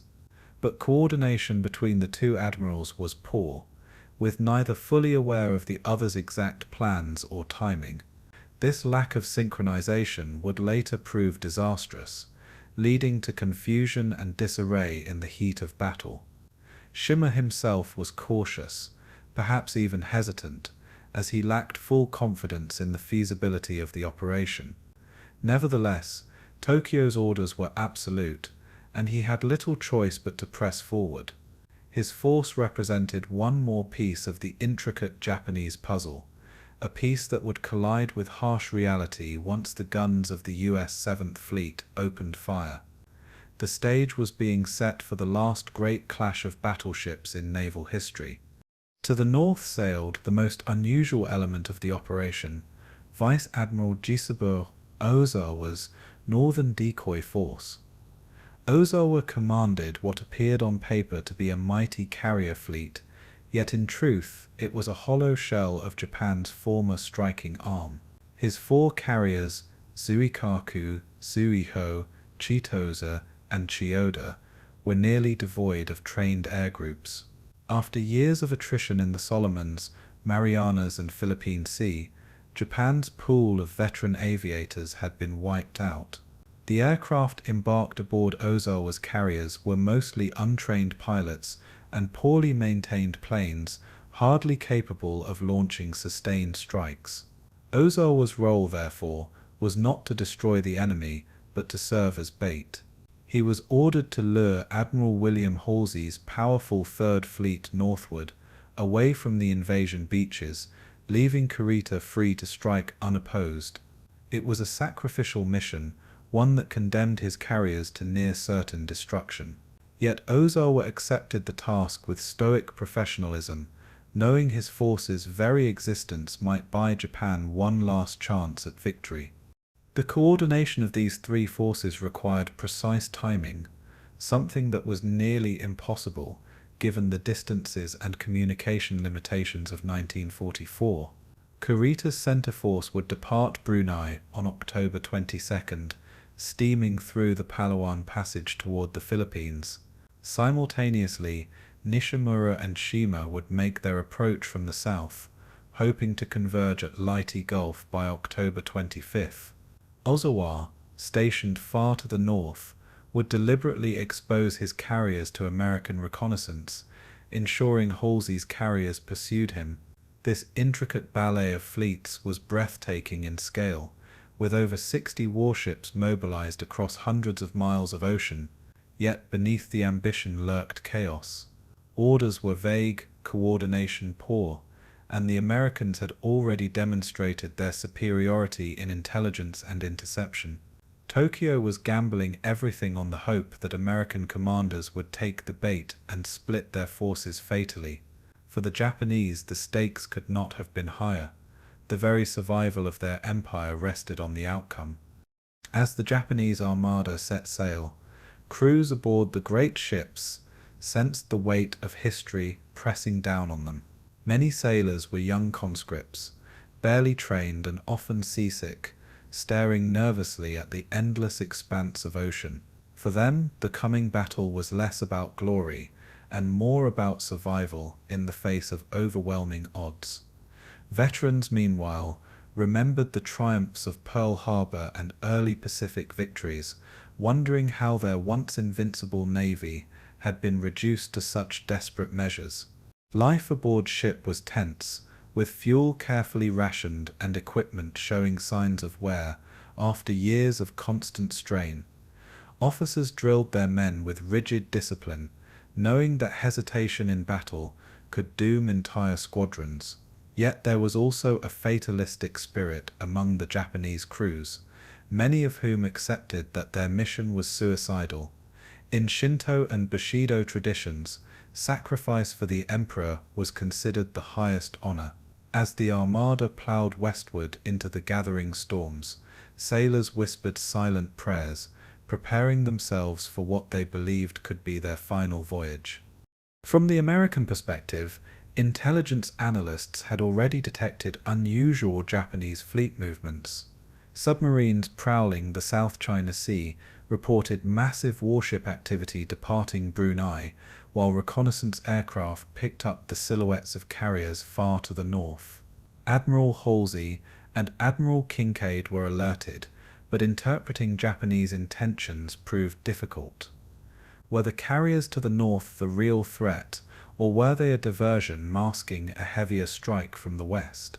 This uncertainty would soon shape the unfolding drama as the Americans grappled with the possibility of a multi-pronged assault. Allied commanders knew Japan had little fuel and fewer planes, but they also understood that desperation could drive bold action. By October 23rd, the clash was inevitable, with the largest naval armada of the Pacific War converging upon the waters surrounding Leyte. It was a collision of strategy, ambition, and fate, a confrontation that would decide not just the battle for the Philippines, but the very future of naval warfare. The Japanese Armada was committed, and the stage was set for the Battle of Leyte Gulf, the largest naval battle in history. In the early hours of October 23rd, 1944, as Kurita's powerful center force steamed through the Palawan Passage, the Japanese believed they were moving under the cloak of night, with secrecy on their side. The Armada consisted of some of the most formidable warships remaining in the Imperial Navy. battleships, heavy cruisers, and destroyers escorting the fleet. Yet, unknown to them, American submarines had been positioned along their route, like silent predators waiting patiently for prey. Among these hunters were two veteran submarines of the U.S. Navy, USS Data and USS Dace, lying in wait in the narrow waters. Their commanders had carefully studied the patterns of Japanese movement, anticipating that such a large fleet would need to funnel through restricted straits where maneuverability was limited. The Palawan Passage, shallow and hemmed in by reefs, was both a logical transit corridor and a potential death trap for a fleet unaware of hidden dangers. For the submariners, the stakes were enormous. They faced not only the enemy's firepower, but also the peril of being trapped in shallow waters themselves. Nevertheless, they held their nerve, guided by radar pings and hydrophone signals that revealed the distant rumble of approaching engines. By dawn, the hunters knew their quarry was near, and the trap was about to be sprung. At 6:33 in the morning, the American submariners sighted the vanguard of Kurita's center force.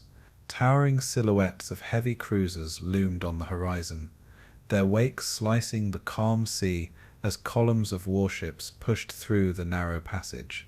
Commander David McClintock, aboard Data, maneuvered with precision, lining up his submarine for a devastating strike. He knew he had only moments to calculate firing solutions before the Japanese slipped past, or worse, discovered his presence. The Japanese flagship, heavy cruiser Atago, led the formation, followed closely by her sisters Atago and Maya. This trio represented the core of Kurita's command, carrying admirals, staff officers, and fleet communications equipment crucial to the operation. Striking them would not only cripple the fleet, but also sow chaos in Japanese coordination at the very outset of the battle. The submariners' breathing was heavy, sweat dripping in the confined heat of the submarine control rooms as final adjustments were made. McClintock gave the order, and a spread of torpedoes surged from the tubes, leaving a white trail of bubbles in the water. Seconds stretched into eternity as men counted silently, waiting for the sound of impact. Then thunder roared beneath the sea. The first torpedoes slammed into Atago with cataclysmic force, tearing open her hull and igniting roaring fires in her engine rooms. The flagship shuddered violently, her bow lifting momentarily before settling into a fatal list. On her decks, sailors scrambled in panic, some thrown into the sea by the explosions, others rushing to seal bulkheads in a desperate attempt to save their ship. Admiral Kurita himself was aboard, jolted from his quarters by the sudden chaos. Within moments, Atago was mortally wounded, her structure groaning as seawater poured through gaping holes in her side. The once proud cruiser began to sink rapidly, and lifeboats were lowered in a hurried, chaotic evacuation. In the confusion, communications equipment was lost, staff officers drowned, and Kurita was forced into the water, clinging to wreckage until rescued by a destroyer. The flagship of the center force was gone, swallowed by the sea in less than 20 minutes. For Kurita's men, it was a humiliating disaster, striking at the heart of Japanese morale even before they could engage the Americans in open battle. While Atago went under, Data pressed her attack, firing another spread of torpedoes into the cruiser Atago. 4 torpedoes struck home, ripping massive holes into her hull and destroying her engines. Flames erupted as compartments flooded, leaving her crippled and nearly dead in the water. The shock waves from the explosions knocked sailors off their feet, and thick smoke poured from shattered funnels. Damage control parties rushed to contain the inferno, but it was clear that Atago could not keep pace with the fleet. Destroyers quickly moved alongside to shield her, laying down smoke screens while survivors from Atago were hauled aboard. Kurita, now aboard another ship, was shaken but determined to press forward, despite the terrible losses. Still, with Tako crippled, the Japanese command structure had been fractured, and one of their most powerful cruisers was out of the fight. She would eventually limp back to Brunei under escort, her battle days effectively over. For the Americans, this was a spectacular victory achieved without losing a single man. Meanwhile, USS Dace, commanded by Commander Bladen Claggett, maneuvered into position against the third cruiser, Maya, timing his approach with perfect precision. Claggett launched a salvo that streaked toward the Japanese warship. Moments later, 4 torpedoes ripped into Maya, exploding with devastating force.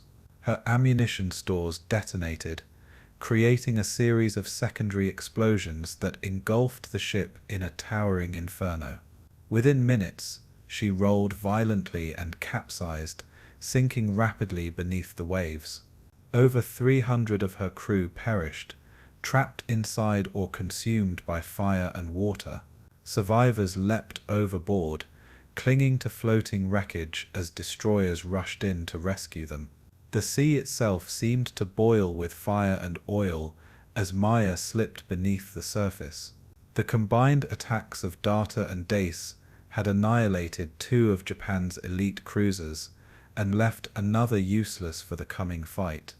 The results of the ambush reverberated instantly across the Japanese fleet. Smoke on the horizon and frantic distress calls shattered the illusion of invulnerability with which Kurita had begun the voyage. Officers on other cruisers and battleships looked on with horror as their companions vanished into the depths. For the sailors of the Imperial Navy, the sinking of Atago and Maya was more than just a tactical loss. It was a harbinger of doom, signaling that American power extended everywhere, even into the narrowest straits. Fear rippled through the formations as destroyers scoured the seas for the hidden American predators. Depth charges were dropped in furious counterattacks, the sea churning with explosions as Japanese escorts tried to avenge their fallen ships. Yet the Americans were masters of stealth, diving deep into the thermocline layers where sound scattered, evading the hunters above. The submariners endured hours of depth charge barrages, rivets popping and pipes leaking, but their training and discipline held firm. By evening, the survivors of the ambush rejoined Kurita, limping but still determined to reach Leyte. The tactical impact of the ambush was profound. 2 heavy cruisers had been lost outright, and a third rendered useless, diminishing Kurita's striking power just as the decisive battle loomed. The Japanese plan, already desperate, now carried the additional burden of disorganization and lowered morale. Kurita himself had nearly drowned, an inauspicious omen for the campaign he was expected to lead. Meanwhile, the Americans had gained invaluable intelligence from observing the enemy's composition and direction. The submarine's radio transmissions sent news of the ambush racing back to Admiral Halsey's headquarters, confirming that a major Japanese fleet was on the move toward Leyte. This warning allowed US commanders to prepare their carriers and battleships for the clash to come. In strategic terms, Data and Dace had achieved more than a daring strike. They had shaped the battlefield itself. Their success ensured that the Japanese center force would approach Leyte, already battered, disorganized, and with its command structure shaken. In the aftermath, the bravery of the American submariners was recognized as a pivotal moment in the opening phase of the Battle of Leyte Gulf. Operating in treacherous, shallow waters, they had risked everything to deliver a crippling blow to the enemy. The image of giant cruisers exploding and sinking under the pressure of their unseen torpedoes illustrated the power of stealth and patience in modern warfare. For the Japanese, it was yet another reminder that their margin for error was gone, and that the Americans would strike from every angle, above and below the waves. The sinking of Atago and Maya and the crippling of Tako did not stop Kurita's advance, but it ensured that when he reached Leyte, he would do so with diminished strength and shaken confidence. The submarine ambush was not just an isolated victory, It was the first step in unraveling Tokyo's desperate Shō-Gō plan. As the sun set on October 23rd, the sea still bubbled with oil, fire, and wreckage, bearing silent witness to the deadly efficiency of America's undersea warriors. The road to the greatest naval battle of the war had begun with the thunder of torpedoes in the Palawan Passage.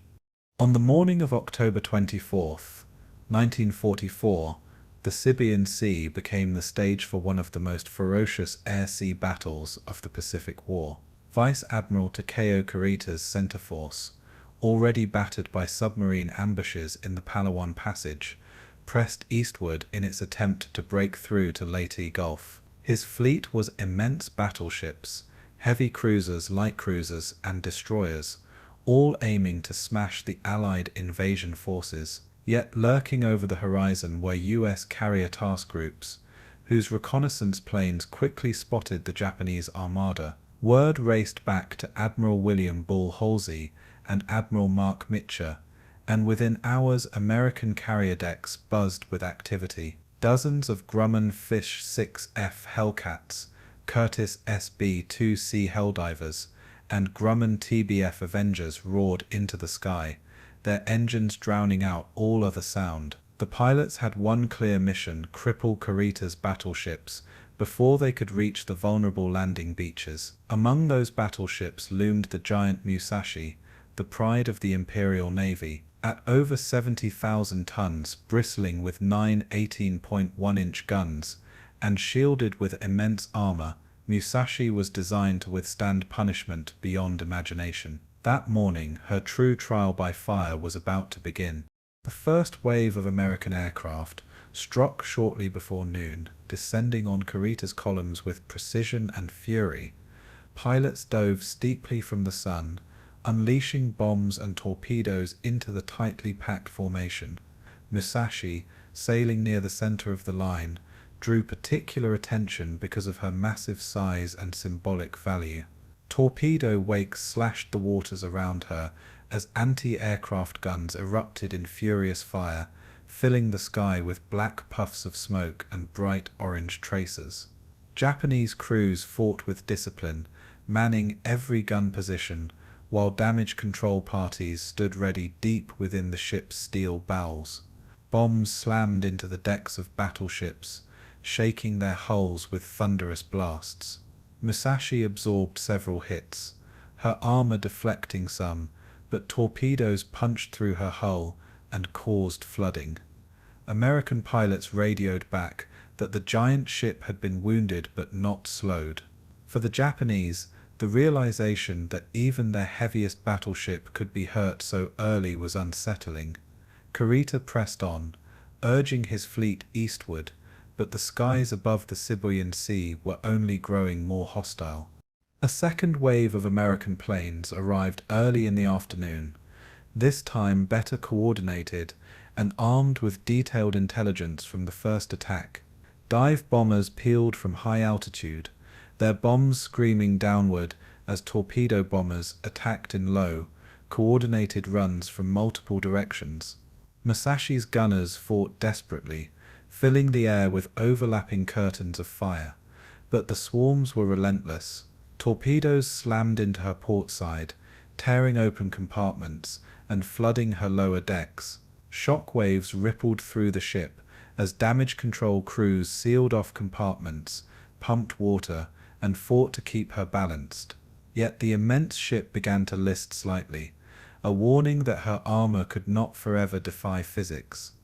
Other vessels in the fleet also suffered damage, but Musashi continued to draw the brunt of the Allied assault. Pilots later recalled the ship as a floating fortress that seemed impossible to sink. Still, each strike pushed her closer to catastrophe. Smoke rose from her decks, and her great silhouette was increasingly scarred by fire and shrapnel. Kurita began to realize that his flagship Yamato's sister was fighting for survival, not dominance. As the hours wore on, the American attacks grew in scale and ferocity. A third and then a fourth strike force descended on Kurita's fleet, giving the Japanese sailors little time to regroup or catch their breath. Musashi endured hit after hit, each one compounding the ship's agony. Torpedoes tore open vast holes in her hull, while bombs penetrated deeper into her armored decks. Crews worked frantically in sweltering compartments, knee-deep in water, fighting fires and sealing breaches with sheets of steel. The once proud battleship began to lose speed, falling behind the formation as more water poured into her vast bulkheads. Her list grew more pronounced, and counter-flooding efforts only temporarily steadied her.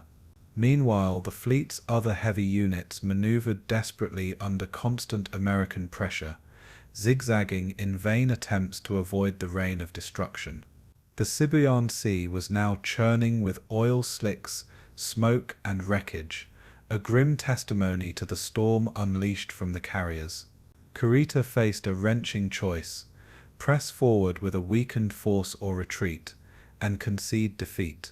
Still, he pushed ahead, believing his mission demanded sacrifice. By late afternoon, Musashi was struck again by successive waves, bringing her tally of hits into the dozens. Some pilots counted more than a dozen torpedo strikes, and at least as many bomb impacts. The cumulative damage overwhelmed her crew's heroic efforts. Power flickered across the ship as boilers failed, and pumps could not keep pace with the massive flooding. Sections of the battleship grew dark, while ammunition stores threatened to ignite from raging fires. Orders barked through the corridors, but exhaustion and smoke made obedience increasingly difficult. Many sailors collapsed from heat and suffocation as they fought to save their vessel. The ship slowed to a crawl, wallowing helplessly in the sea, unable to maintain her place in the battle line. Still, Kurita's force pressed on without her, leaving Musashi behind as a stricken giant. In the carrier task groups overhead, American pilots returned to their decks triumphant, convinced that the mighty behemoth was finally doomed. Yet for the men aboard Musashi, the struggle for survival was not yet finished. As evening approached, Musashi's situation deteriorated beyond hope. She listed heavily to port, her once proud deck guns now angled awkwardly toward the sea. Flooding could no longer be controlled, and her bow dipped lower with each passing minute. Officers ordered unnecessary personnel topside, preparing for the inevitable order to abandon ship. Sailors clung to railings as the ship groaned under its own collapsing weight, her armor now a trap instead of a shield. The crew sang hymns, prayed, or stood silently as damage control efforts ceased. At approximately 7:30 p.m., after absorbing more punishment than any battleship in history, Musashi rolled over onto her side. Within moments, her vast hull slipped beneath the waters of the Sibuyan Sea, dragging more than 1,000 sailors with her. Oil, debris, and lifeboats marked the spot where Japan's naval pride had perished. Survivors floated in the wreckage, stunned by the scale of their loss. The sea closed over the giant, leaving silence where thunder had reigned. The loss of Musashi was both a material and psychological blow to the Imperial Navy. Designed as an indestructible leviathan, she had been sunk not by enemy battleships, but by waves of carrier planes. This confirmed the shift in naval warfare that the Japanese leadership had long feared but hoped to deny. The age of the battleship had ended, and the carrier now reigned supreme. Kurita's center force, though still formidable, was shaken and disorganized. His sailors were exhausted, his morale diminished, and his formations disrupted. The knowledge that Musashi had gone down spread quickly through the fleet, and with it came unease about the fate of the entire operation. Yet Kurita pressed forward, unwilling to abandon his orders to strike at Leyte Gulf. For the Americans, the sinking was a triumph of doctrine, training, and coordination. It showed that overwhelming air power could sink even the most armored of enemies. The Sibuyan Sea had proven once more that the tide of the Pacific War had turned decisively. In the larger picture, the Battle of the Sibuyan Sea set the stage for the climactic naval clashes that followed. Kurita's losses slowed his advance and weakened his fleet before it could even reach Leyte Gulf. Halsey, focused on chasing Ozawa's decoy carriers to the north, would later leave the invasion force exposed to Kurita's surviving battleships and cruisers, leading to the desperate actions off Samar.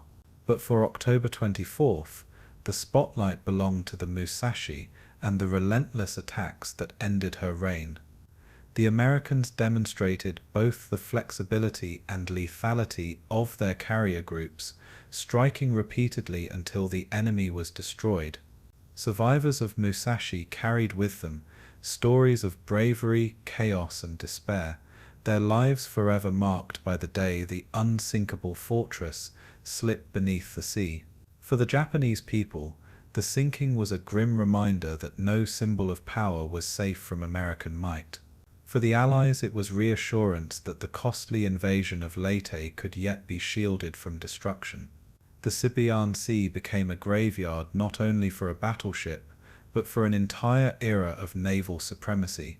Far to the north of the central Philippines, in waters stretching toward Luzon, Admiral Gisibert Ozawa commanded what would be the last operational carrier force of the Imperial Japanese Navy. Yet this fleet, called the Northern Force, was in truth a shadow of Japan's once mighty carrier arm that had stunned the world at Pearl Harbor and raged across the Pacific in 1941 and 1942. By October 1944, Ozawa's ships carried very few planes, and those they did were flown by inexperienced and hastily trained pilots. The carrier decks that had once launched precise and deadly strikes were now largely empty, their air groups gutted by years of attrition and by the overwhelming production power of the United States. Still, Tokyo ordered Ozawa into battle, for his fleet was not meant to win through direct combat. Instead, it was a decoy, a lure designed to draw Admiral William Ball Halsey's powerful Third Fleet away from Leyte Gulf. Japanese planners knew Halsey's aggressive nature, his hunger to engage and destroy enemy carriers wherever they might be. They calculated that the mere sight of carriers in the north would tempt him to chase, leaving the invasion forces vulnerable. In this role, Ozawa's fleet was a sacrificial pawn, meant to die so others might kill. The Japanese High Command gambled everything on this act of deception. Ozawa's force was a patchwork fleet, assembled from whatever carriers remained afloat, after years of grinding losses. His flagship was the carrier Zuikaku, the last survivor of the 6 carriers that had attacked Pearl Harbor nearly 3 years earlier. Alongside her sailed carriers Zuihyo, Chitose, and Chiyoda, smaller and less capable ships, yet still potent symbols of Japanese naval air power. Supporting them were 2 battleships that had been modified to carry additional aircraft, Hyoga and Ise, though their hybrid design left them awkward and ineffective. Completing the order of battle were 3 cruisers and 9 destroyers, all tasked with escort and defense duties. But the fleet's striking power was largely illusory. Ozawa could muster barely 100 aircraft in total, many of them obsolete and many more flown by green pilots with only hours of training. For perspective, a single American carrier could launch more aircraft than Ozawa's entire fleet combined. Yet Japanese strategists were not blind to these shortcomings. They knew their carriers were hollow shells, but that was precisely why they were expendable. Their true strength lay in their appearance, not in their capacity to fight. The Japanese plan, called Shō-Gō, depended on each force playing its part with precision. While Kurita's center force stormed toward Leyte Gulf from the west, and Nishimura's southern force attempted a night thrust through Surigao Strait, Ozawa's northern force would race south from Luzon The aim was not to crush the Americans with carriers, but to trick them into abandoning their defense of the Leyte beachhead. American commanders would see carriers to the north, and, true to doctrine, would consider them the prime targets. The Japanese believed Halsey, commanding the fast carriers of the Third Fleet, would seize the opportunity for a decisive strike. In doing so, he would leave San Bernardino Strait unguarded, giving Kurita a clear path to smash into Leyte Gulf. This gamble required exquisite timing. Ozawa had to be sighted but not too late, and Halsey had to commit fully to the chase. If the deception succeeded, American transports and landing forces would be left exposed to the guns of Yamato and Nagato. The Japanese pinned their hopes on Halsey's aggressiveness being both their greatest danger and their greatest opportunity. Halsey's reputation was well known in Tokyo. Throughout the Pacific War, he had earned a fierce reputation as a hard-charging, uncompromising leader who believed in total offensive action. Hit hard, hit fast, and hit often was his motto, and he had lived up to it in campaign after campaign. His peers admired his energy and boldness, but some also worried that his drive could cloud his judgment. For Japanese planners, this was a vulnerability ripe for exploitation. They believed that if Halsey saw carriers symbols of Japan's naval pride, he would not hesitate to engage, even if other dangers lurked elsewhere. American codebreakers and intelligence analysts had long suspected Japan might use deception, but in the heat of battle, the urge to strike could be overpowering. To lure Halsey, all Ozawa had to do was present his fleet as a credible threat. Even a weak and battered carrier group could provoke an overwhelming American response. The Japanese counted on this psychological lever to swing the tide of battle. On October 24th, as the Battle of the Sibuyan Sea raged to the west, Ozawa's northern force steamed southward, largely unmolested. His carriers maintained radio silence, careful not to betray their movements prematurely. Their aircraft, pitiful in number though they were, provided occasional reconnaissance, but they avoided serious contact with American patrols. In contrast to the furious battles engulfing Kurita's fleet, the northern seas seemed eerily calm. Yet beneath that calm was an elaborate web of deception, a fleet preparing to sacrifice itself. Ozawa and his staff were under no illusions. They knew they were sailing toward destruction, but in the strict hierarchy of Japanese military culture, honor lay in obedience and in fulfilling one's assigned role, no matter the cost. For them, the survival of Japan demanded bold gambles. Even if his carriers were annihilated, if the ruse allowed Kurita to reach Leyte Gulf, the sacrifice would be worth it. It was a grim but resolute calculation. American reconnaissance aircraft eventually sighted Ozawa's force, exactly as the Japanese hoped. Pilots reported the unmistakable outlines of carriers, and word quickly reached Admiral Halsey's flagship. To Halsey, the reports confirmed what he had long expected. The Japanese carriers had not been destroyed, but were instead lying in wait for their chance. Here at last was his opportunity to eliminate them once and for all. His staff weighed the intelligence carefully, noting the unusual composition of the fleet and the apparent lack of strong air cover. Some questioned whether the carriers posed a genuine threat. Yet the specter of another Pearl Harbor or a surprise strike on his forces loomed in every calculation. For Halsey, carriers were the prize target, the heart of Japanese naval power. He would not let them slip away. The bait had been spotted, and the hook was set. Decoy, Ozawa's decoy strategy, relied not only on American aggressiveness, but also on the sheer symbolic weight of carriers in naval warfare. By 1944, battleships had faded into supporting roles, while aircraft carriers had become the undisputed arbiters of naval supremacy. To commanders like Halsey, carriers represented both threat and opportunity in the purest sense.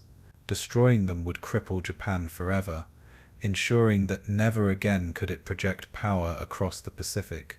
For the American public, news of carrier victories made headlines, boosting morale and underscoring U.S. dominance.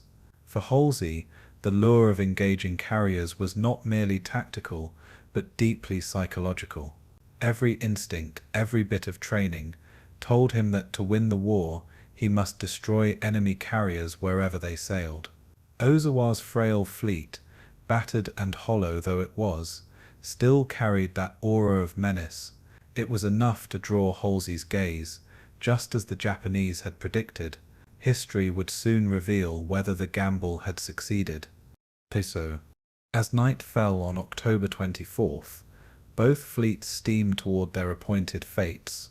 Kurita, battered but still formidable, was attempting to regroup after the loss of Musashi in the Sibuyan Sea. Nishimura and Shima were closing in from the south, preparing to brave the gauntlet of Surigao Strait, and Ozawa, far to the north, pressed on, knowing full well his fleet was little more than bait in a deadly trap. The Japanese plan was a masterpiece of coordination, yet one that depended on the enemy behaving exactly as expected. In the hours ahead, Halsey would face a fateful choice, whether to guard San Bernardino Strait or to pursue the carriers to the north. The outcome of the Battle of Leyte Gulf, and perhaps the course of the entire Pacific War, would hinge on his decision. Ozawa had done his part, presenting the illusion of strength where there was only weakness. The stage was set for one of the most controversial episodes of American naval command. The decisive moment was now only hours away. In the pre-dawn hours of October 25, 1944, the dark waters of Surigao Strait became the stage for a naval confrontation steeped in both strategy and symbolism. Vice Admiral Shoji Nishimura's southern force, battered yet resolute, pressed forward toward Leyte Gulf, clinging to its role in the grand Japanese plan of Operation Shō-Gō.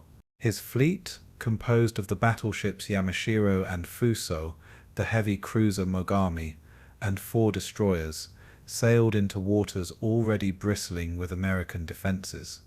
Unknown to Nishimura, his every movement had been tracked, and his fate had already been sealed by superior Allied coordination. Waiting ahead was the U.S. 7th Fleet, under the tactical command of Admiral Jesse Oldendorf, with a battle line of battleships, cruisers, destroyers, and torpedo boats carefully positioned to ambush. The Japanese sought glory and sacrifice, the Americans sought efficiency and annihilation. This was to be no ordinary sea battle, but the last great clash of battleships in naval history. The geography of Surigao Strait, a narrow corridor flanked by islands, funneled Nishimura into a deadly gauntlet. His fleet, straining to break through, faced what would become a meticulously executed trap, remembered as one of the most decisive episodes of the Pacific War. As the Japanese southern force advanced northward, their silhouette blended into the darkness, but American patrols were already springing into action. PT boats, though lightly armed, harassed Nishimura's formation with torpedo attacks, probing and reporting his position in real time. Most torpedoes missed, but the psychological impact was undeniable, as constant explosions and flashes disrupted Japanese formation discipline. Destroyer squadrons followed suit, darting in from the flanks with their own spreads of torpedoes, forcing Nishimura to maneuver and exposing his fleet's vulnerabilities. The old but reliable American destroyers were willing to risk their hulls in close-quarter night attacks, striking first blood before the heavy guns even roared. One Japanese destroyer was crippled and left burning, its crew struggling amid chaos in the dark. These early strikes slowed the Japanese advance, breaking cohesion just when unity of movement was most vital. For Nishimura, each delay was costly, for every minute brought him closer to the jaws of Oldendorf's trap. Already his fleet's offensive power was dwindling, and the defenders of Leyte were fully awake to his presence. The stage was set for the final act in a deadly choreography that would seal his fate. Behind the initial screen of lightcraft, Admiral Oldendorf had prepared his forces with clinical precision. A raid across the northern mouth of Surigao Strait was a battle line reminiscent of Jutland or Toshima, yet refined by decades of lessons learned. 6 battleships, West Virginia, Maryland, Mississippi, Tennessee, California, and Pennsylvania, formed the backbone of this line. These were veterans of Pearl Harbor, once sunk or damaged, now resurrected and hungry for vengeance, their guns bristling in anticipation. Alongside them steamed 4 heavy cruisers, 4 light cruisers, and a swarm of destroyers, all positioned to deliver overwhelming firepower from multiple vectors. The geometry of battle favored Oldendorf by crossing the T. His line of battleships could unleash full broadsides against Nishimura's column, which could only respond with their forward guns. The tactic, long cherished in naval textbooks, was about to be demonstrated with ruthless effectiveness. In this alignment, rangefinders, radar targeting, and overwhelming numbers all worked to create a lopsided equation of destruction. Oldendorf's mission was clear: prevent the Japanese from reaching Leyte and annihilate them in the process. For the Americans, it was a historic opportunity, one they would seize without hesitation. As Nishimura pressed forward, his fleet encountered the first deadly result of American torpedo tactics. The battleship Fossa, struck by multiple torpedoes, erupted in flames, splitting in 2 under the onslaught. Survivors struggled in oil-slicked waters, while burning wreckage lit up the night, marking the Japanese advance with eerie firelight. Despite the loss, Nishimura drove onward, clinging to the hope of fulfilling his role in the grand battle plan. But his force was now badly diminished, its formation fractured, and its cohesion slipping away. Radar-guided American gunners tracked every movement, preparing to unleash destruction. At 3:52 a.m., West Virginia opened fire with her 16-inch guns, her shells guided by the newest radar technology. Within moments, the other battleships joined, their heavy broadsides sending a storm of steel crashing into Nishimura's ships. The Japanese, caught in a deadly cone of fire, could barely return effective shots. The very tactic of crossing the T was being demonstrated with merciless clarity, leaving the Japanese force helpless under the rain of shells. What unfolded was not a duel, but an execution, steeped in both tragedy and inevitability. The battleship Yamashiro, Nishimura's flagship, bore the brunt of this concentrated firepower. Shell after shell smashed into her decks, igniting infernos, shredding armor, and scattering her crew in desperate attempts at damage control. Her gunners, blinded and deafened by explosions, returned fire with fading accuracy, their shells falling wide into the night. As the minutes passed, the ship was reduced to a floating inferno, lurching forward defiantly, yet doomed by the overwhelming odds. The cruiser Mogami, too, was pummeled, her superstructure collapsing under repeated hits. Japanese destroyers, desperate to shield their larger companions, launched torpedoes into the darkness, but few found targets amid the confusion. American ships, coordinated through radar and well-drilled fire discipline, adjusted range and bearing with deadly precision. This was no chaotic brawl. It was a coldly calculated application of overwhelming force. The Japanese formation disintegrated under the relentless hammering, each ship isolated, burning and sinking in turn. Still, Nishimura held on, rallying his men with the dignity of a commander who refused to retreat, though he knew the outcome was inevitable. The sacrifice was total, and the destruction complete.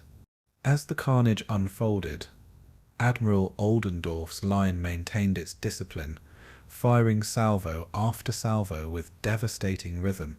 The veterans of Pearl Harbor seemed to be exacting vengeance, each broadside echoing the trauma of 1941 with righteous fury. The American cruisers added their own torrents of shells, their rapid-firing guns ripping into the already shattered Japanese hulls. Destroyers closed in again, launching torpedoes to finish off crippled ships, ensuring that none could escape. The wreckage of Yamashiro eventually slipped beneath the waves, taking with her Admiral Nishimura and most of his crew, ending the career of a proud warship and its defiant leader. Survivors floated helplessly, clinging to debris amid burning oil, while the American fleet steamed past, relentless and unyielding. In these moments, the tactical brilliance of Oldendorf's battle plan was undeniable.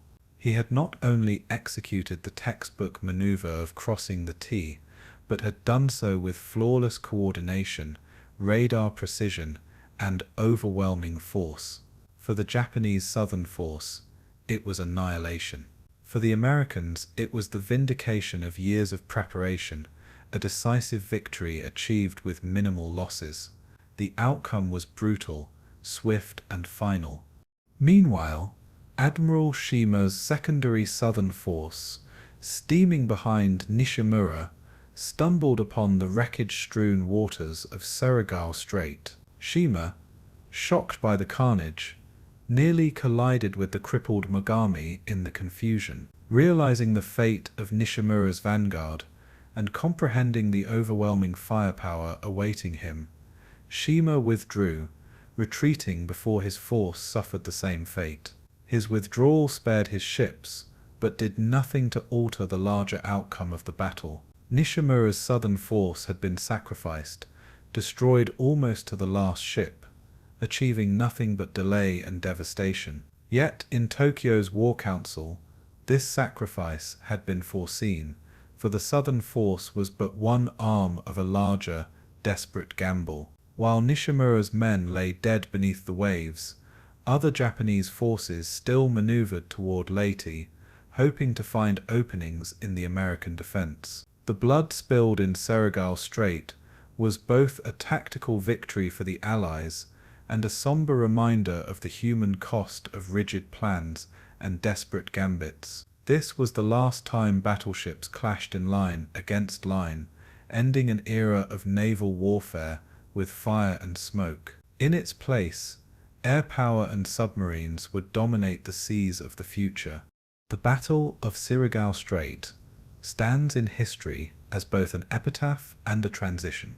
It marked the final great battleship duel, a swan song for the giants of steel that had once ruled the oceans. For Admiral Oldendorf, it was a textbook triumph, proving the effectiveness of radar destroyer torpedo tactics and integrated fleet coordination. For Admiral Nishimura, it was a doomed but honorable stand, carried out with courage even in the face of certain death. The crossing of the T became immortalized not only as a tactical success, but as a symbol of the end of one naval era and the dawn of another. The men who fought and died in those early hours of October 25th left behind a legacy of sacrifice, valor, and innovation in the art of war at sea. Surigao Strait thus remains etched into the chronicles of naval history, not merely as an isolated clash, but as part of the larger struggle for the Philippines. It was a victory that secured the southern approaches to Leyte, ensuring the safety of MacArthur's beachhead and sealing Japan's strategic fate. In the smoke-filled dawn that followed, the waters carried wreckage and memory alike, and with them the last battleship battle faded into legend. The dawn of October 25, 1944, began with a deceptive calm for the sailors of Taffy 3, a small task unit of escort carriers, destroyers, and destroyer escorts stationed east of Samar Island. These ships, lightly armed and designed primarily for supporting amphibious troops with aircraft and patrol duties, were never intended to face the full might of the Imperial Japanese Navy's most powerful surface fleet.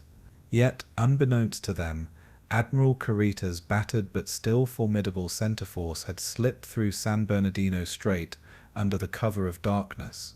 At first light, as the thin morning haze burned off, lookouts aboard the carriers Fanshawe Bay, White Plains, Callinan Bay, Kitcon Bay, Gambier Bay, St. Lo, and Marcus Island spotted the faint silhouettes of warships to the west.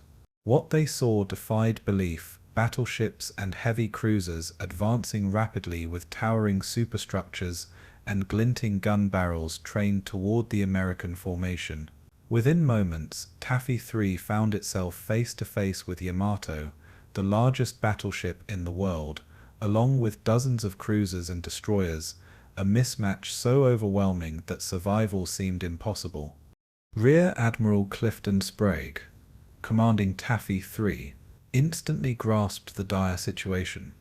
With only 6 escort carriers, 3 destroyers, and 4 destroyer escorts, he had almost no chance of repelling the oncoming Japanese armada. The carriers each carried about 24 planes, most loaded for ground support missions with depth charges and small bombs, not armor-piercing ordnance capable of damaging battleships. The destroyers Johnston, Hull, and Heermann mounted just a handful of 5-inch guns and torpedoes, utterly dwarfed by the enemy's massive 14 and 18-inch batteries. Yet Sprague refused to surrender his force to annihilation without resistance. He immediately ordered his carriers to turn east and run for their lives, their decks frantically launching every available plane. At the same time, he instructed his destroyers and destroyer escorts to lay down smoke screens to obscure the fleeing carriers. In that moment, a desperate battle of survival had begun, one that would test the limits of American courage against impossible odds. Leading the charge into the fight was the destroyer USS Johnston, commanded by Lieutenant Commander Ernest E. Evans, a Cherokee warrior by ancestry, and a man of fierce determination. Evans had vowed to his crew at commissioning that he would never retreat from battle, and now he made good on that promise. Charging ahead through the smoke at flank speed, Johnston closed the distance on the enemy cruisers, its deck shuddering as 5-inch shells barked defiantly toward the massive steel giants. Evans unleashed a full spread of torpedoes at the heavy cruiser Kumano, scoring a devastating hit that blew off its bow and forced it to withdraw. The retaliation was brutal, as Japanese shells tore into Johnston, riddling her with fire and flooding, but the ship fought on. Evans, though wounded, remained on the bridge, maneuvering his battered destroyer back into the fray. His reckless bravery epitomized the spirit of Taffy 3, undaunted, unyielding, and utterly unwilling to let the carriers go down without a fight. While Johnston attacked with ferocity, the destroyer USS Hull and USS Heermann also hurled themselves into the oncoming wall of steel. Hull, under Commander Leon Kinterberger, repeatedly drew the fire of multiple battleships, including Yamato, in order to shield the carriers. Though hopelessly outgunned, Hull pressed within torpedo range and launched her slender fish toward the enemy line. The destroyer endured merciless punishment in return, her hull shattered, guns silenced, and men cut down, but she bought precious minutes for the escort carriers to escape further east. Meanwhile, Heermann charged directly at Yamato itself, firing torpedoes in a daring maneuver that forced the mighty battleship to swerve away, momentarily disrupting the Japanese battle line. For these thin, underarmed vessels to challenge the most powerful battleship ever constructed was nothing short of madness, yet it revealed the raw tenacity of the American crews who chose duty over survival. Overhead, the escort carrier pilots launched into the maelstrom, many without the proper weapons to harm battleships. Pilots carried depth charges, incendiaries, and small fragmentation bombs, designed to support infantry rather than sink capital ships. Yet they made do with what they had, diving repeatedly at Japanese vessels, strafing bridges, and aiming their meager ordnance at vulnerable decks. Others deliberately harassed Japanese formations, making mock attacks even after expending their weapons, forcing enemy ships to take evasive maneuvers. Some pilots even radioed false attack vectors, pretending reinforcements were on the way, sowing confusion among Kurita's commanders. These relentless aerial distractions further slowed the Japanese advance, buying critical time for the fleeing carriers. In one extraordinary act, pilots circled and dove without ammunition, deliberately risking their lives to keep pressure on the enemy. This aerial harassment, though not sinking many ships outright, created the illusion that Kurita was facing a much larger American fleet. The escort carriers themselves were not passive targets. The USA's White Plains managed to score a freak hit on the Japanese heavy cruiser Shō-Gō, when one of her 5-inch defensive shells detonated near the cruiser's torpedo mounts, triggering a catastrophic chain reaction. Flames and explosions ripped through the ship, forcing her abandonment. Meanwhile, Gambier Bay fell victim to concentrated cruiser fire, her thin hull unable to withstand the pounding of 8-inch shells. Listing and burning, she became the only American carrier lost to surface gunfire during World War II. Still, the other carriers continued to flee, while frantically launching every plane they could get airborne.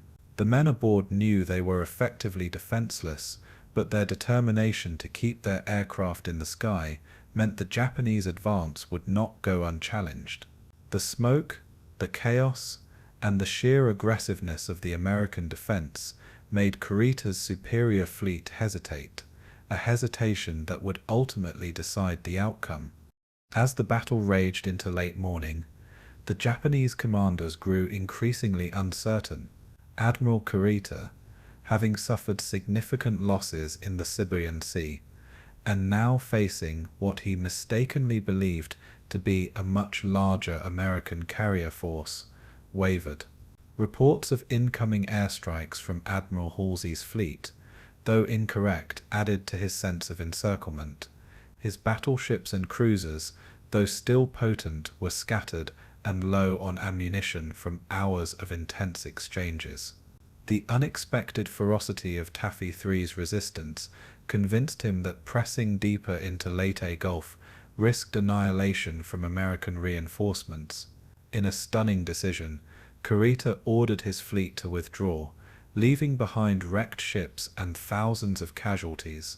The Americans, bloodied and battered, could scarcely believe what had happened. Against all odds, a handful of small escort carriers, destroyers and destroyer escorts, had beaten back the pride of the Japanese Navy. It was a triumph of courage over steel, of human will over seemingly inevitable destruction. The Battle off Samar remains one of the most heroic and improbable naval victories in history. Taffy III lost 2 escort carriers, Gambier Bay and St. Lo, the latter to a kamikaze strike later that day, along with the destroyers Johnston and Howell, and the destroyer escort Samuel B. Roberts. Thousands of sailors gave their lives in the fight, many going down with their ships in acts of supreme bravery. Yet their sacrifice stopped Kurita from reaching the vulnerable transports and invasion forces at Leyte, preserving the success of MacArthur's landings. The battle has since been remembered as a David versus Goliath struggle, where the smallest ships of the US Navy stood against the largest warships ever built, and prevailed. Survivors would forever honor the memory of their fallen comrades, who gave everything to protect their brothers in arms. For the Japanese, Samar was a bitter lesson in hesitation, deception, and the power of an enemy's unbreakable spirit. The legacy of Taffy III endures as a timeless symbol of naval courage, etched into history with fire, smoke, and sacrifice. As dawn gave way to the late morning of October 25, 1944, Vice Admiral Takei Kurita's center force still possessed the most powerful surface fleet assembled by Japan since the opening years of the war. Despite having endured punishing airstrikes in the Sibuyan Sea and the staggering loss of the giant battleship Musashi, Kurita's fleet still boasted battleships of immense power, including Yamato, the largest warship afloat, and numerous cruisers bristling with heavy guns. His task was clear: push through Samar and into Leyte Gulf to smash the vulnerable invasion fleet of transports, supply ships, and landing craft supporting MacArthur's landings. On the morning of October 25th, his warships had already achieved a shocking breakthrough against the lightly armed escort carriers and destroyer escorts of Taffy 3. The Americans fought with a fury that seemed to transcend reason, destroyers charging at battleships and carriers launching aircraft with barely armed rockets and depth charges. Yet, despite this resistance, Kurita had forced them into retreat, and the path to Leyte remained open. Victory, which Tokyo had so desperately gambled upon with Operation Shō-Gō, now seemed within his grasp, and yet the moment of triumph was slipping away even as his gunners still fired across the waves. No. Dopozi. Kurita's fleet was not invincible, however, and he knew it better than anyone. In the preceding days he had endured endless waves of American carrier planes that descended from the skies like angry hornets, striking his ships again and again. He had seen the destruction of Musashi, watched cruisers crippled, and endured submarine ambushes that had torn away much of his initial strength. The psychological toll on Kurita was immense, as he was forced to navigate waters that seemed infested with unseen enemies. Every cloud formation might conceal enemy dive bombers. Every shadow on the horizon might herald another air assault. Reports filtering in from his captains only reinforced the sense that American air power remained dangerously intact, despite the heroic fight at Samar. To continue forward meant risking his battered force against what might still be a massive and unseen armada lurking just beyond his line of sight. Kurita, cautious by nature and often accused of timidity by his superiors, weighed these risks in the crucible of battle. The temptation to press onward clashed violently with the instinct to preserve what remained of his fleet. On the tactical level, Kurita's ships were suffering from scattered formations and dwindling ammunition supplies. Many cruisers had already expended a significant portion of their shells in the furious morning engagements with Taffy 3. Destroyers, intended as vital screens against submarines and torpedo attacks, had been depleted or scattered during the melee. Coordination had broken down after hours of smokescreens, desperate American charges, and confusing visibility in the chaotic seas off Samar. Kurita himself, aboard his flagship Yamato, received conflicting reports from his captains, some insisting they could push forward, others urging caution and consolidation. The fog of war was not only literal, with gun smoke and rain squalls hanging in the air, but also operational, with communications patchy and signals misunderstood. To Kurita, it appeared as though his once cohesive striking force was dissolving into fragments, making further advance toward Leyte increasingly hazardous. In his mind, the odds of inflicting decisive damage were narrowing with every minute lost. Meanwhile, the psychological impact of the American defense cannot be underestimated. The destroyers of Taffy 3 had charged with reckless abandon, closing on Japanese battleships, with torpedoes blazing and gun turrets firing until they were consumed in explosions. The sight of small ships, some barely half the size of his own cruisers, charging headlong into certain death, left a deep impression on Kurita and his captains. To the Japanese, it was almost incomprehensible. Such audacity suggested a trap, a larger force hidden nearby. If such expendable ships fought with this level of ferocity, Kurita reasoned, what might await if he pressed into Leyte Gulf, where the true American battle fleet must surely lie. Every decision he faced was filtered through this uncertainty, a suspicion that the Americans were deliberately luring him forward. This fear, combined with his innate caution, began to tip the balance of his judgment away from attack.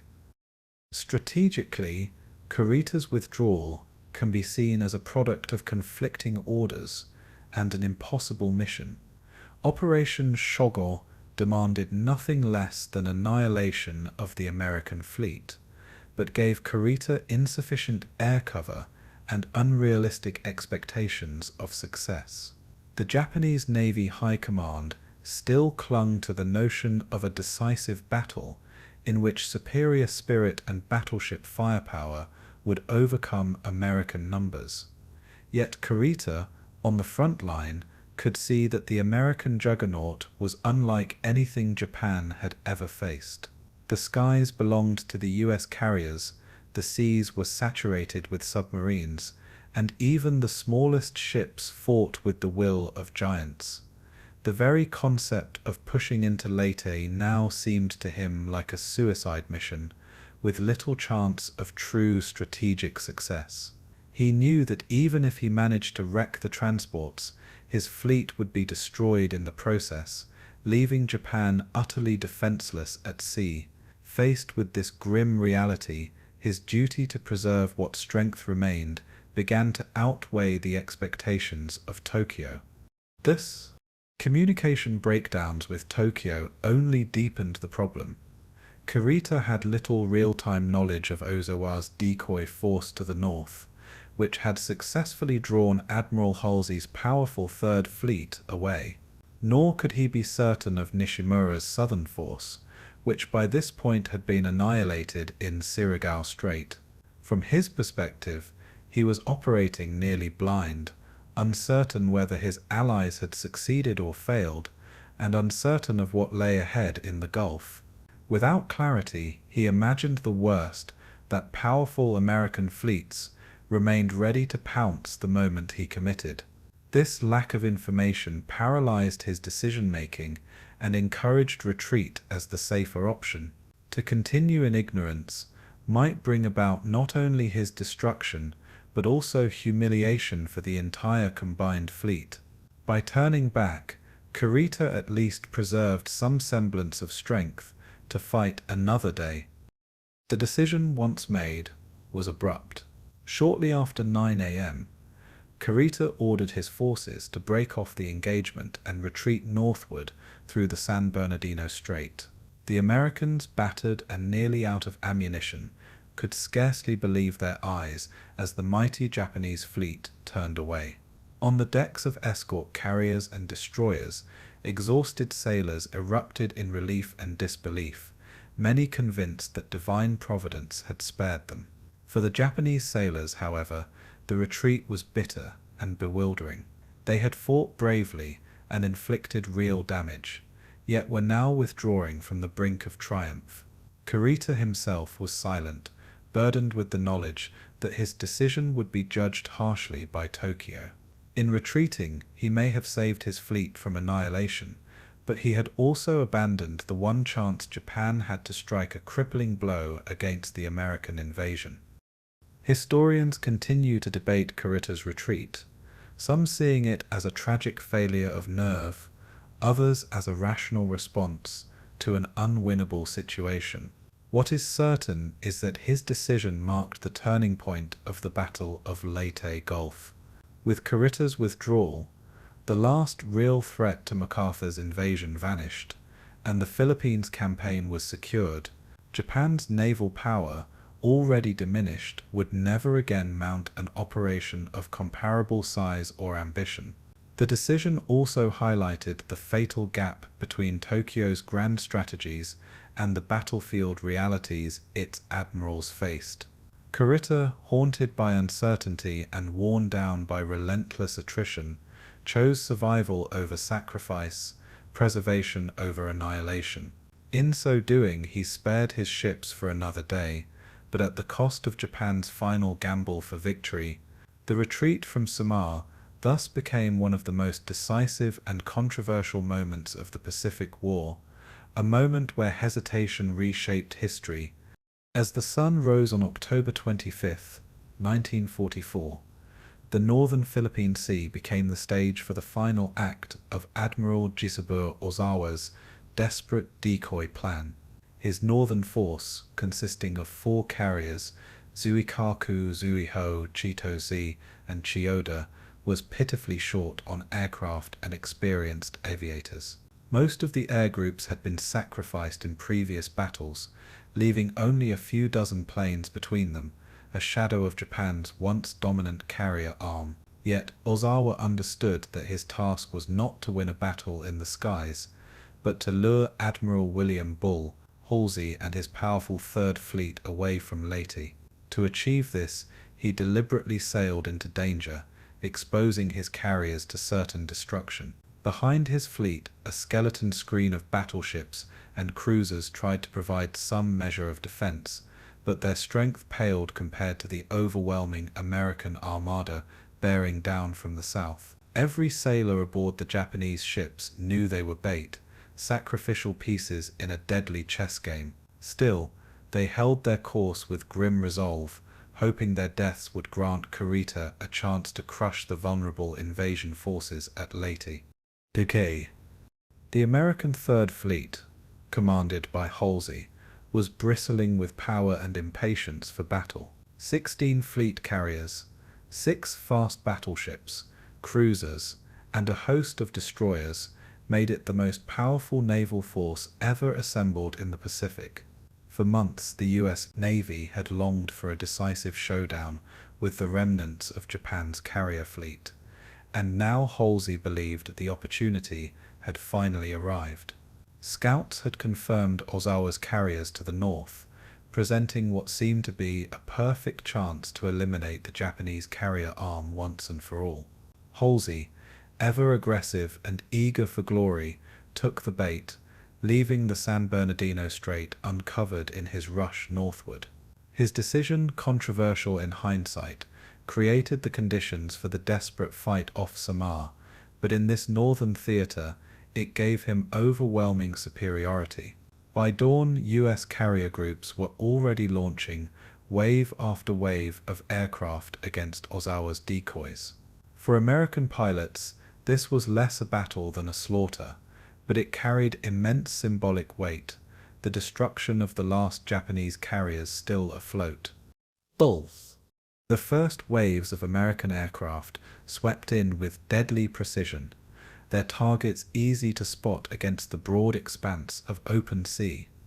Japanese combat air patrols were virtually non-existent, their handful of fighters quickly brushed aside by the seasoned American pilots. Dive bombers and torpedo bombers descended on the Japanese carriers, their formations coordinated and relentless. The once proud Zuikaku, survivor of Pearl Harbor and Midway, came under heavy attack, her decks erupting in flames as bomb after bomb struck home. Zuiho, smaller and less protected, took torpedo hits that left her listing and burning uncontrollably. Chitose and Chiyoda fared little better, each ship hammered into ruins within minutes. For the Japanese sailors, the sight was unbearable. The carriers that had once dominated the Pacific were now defenseless hulks, crumbling under an onslaught they could neither counter nor escape. Within the span of hours, the backbone of Japan's naval aviation was shattered beyond recovery. Amid the chaos, Admiral Ozawa maintained his composure, directing what remained of his fleet to fight on, even as the outcome was obvious. He knew his role had already been fulfilled. He had drawn Halsey far to the north, away from the desperate struggle unfolding near Leyte. Attacks continued. There was little left to command. Zuikaku's crew fought valiantly to contain fires, man anti-aircraft guns, and keep the ship afloat, but the damage was overwhelming. Explosions tore through her hangars, igniting fuel and ammunition in catastrophic blasts.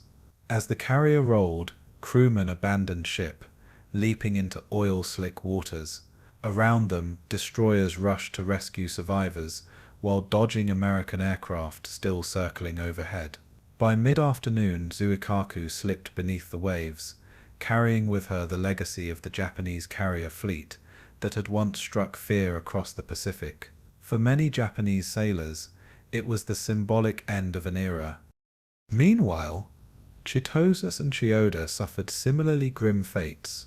Caught under concentrated bombing runs, Chitose was reduced to a flaming wreck by late morning, finally capsizing and exploding in a massive fireball. Chiyoda endured repeated attacks throughout the day, her decks torn apart, her machinery failing, her crew desperately trying to keep her afloat. Eventually she was left dead in the water, a burning skeleton of steel. American cruisers and destroyers closed in to finish her off, hammering her with shells until she rolled and sank. Zuiho, struck by multiple torpedoes, sank by early afternoon, leaving the sea littered with survivors clinging to debris. The Japanese destroyers bravely moved in to pick up as many men as they could, though many perished in the waters before rescue arrived. Each sinking marked not just the loss of a ship, but the extinguishing of decades of naval tradition and experience, for these carriers had carried the core of Japan's naval aviation from its rise to its ruin. The Hadapikis goods Ace. For American aviators, the battle felt less like combat and more like a grim duty.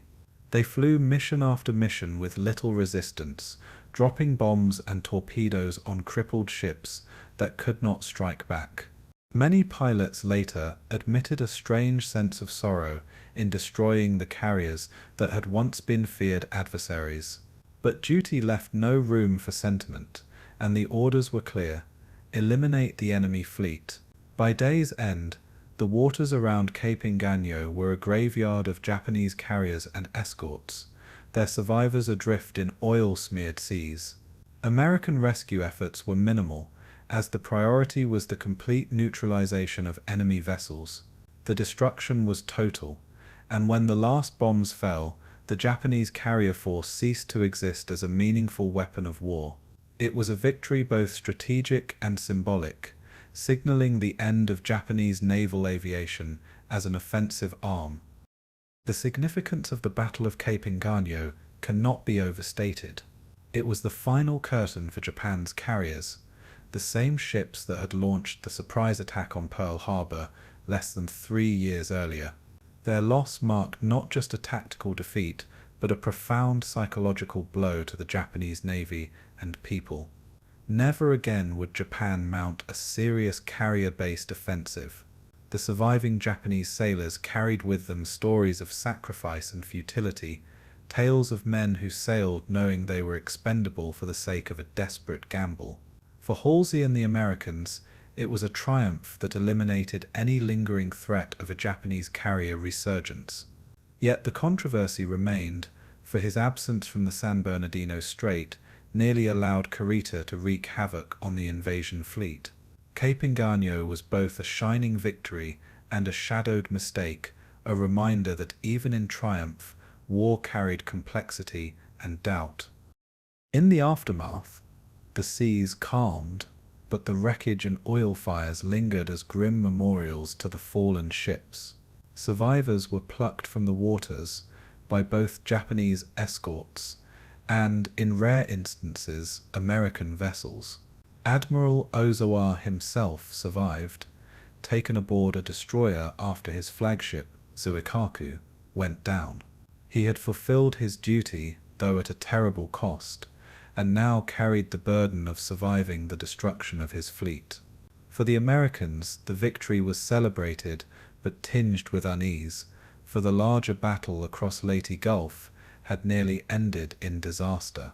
Nevertheless, Cape Engaño sealed the fate of Japan's carrier arm once and for all. The rising sun flag would never again fly from a fleet carrier leading Japan into battle. The age of the Japanese carrier had ended, and with it the last illusions of naval parity in the Pacific. The balance of sea power now lay irrevocably with the United States Navy.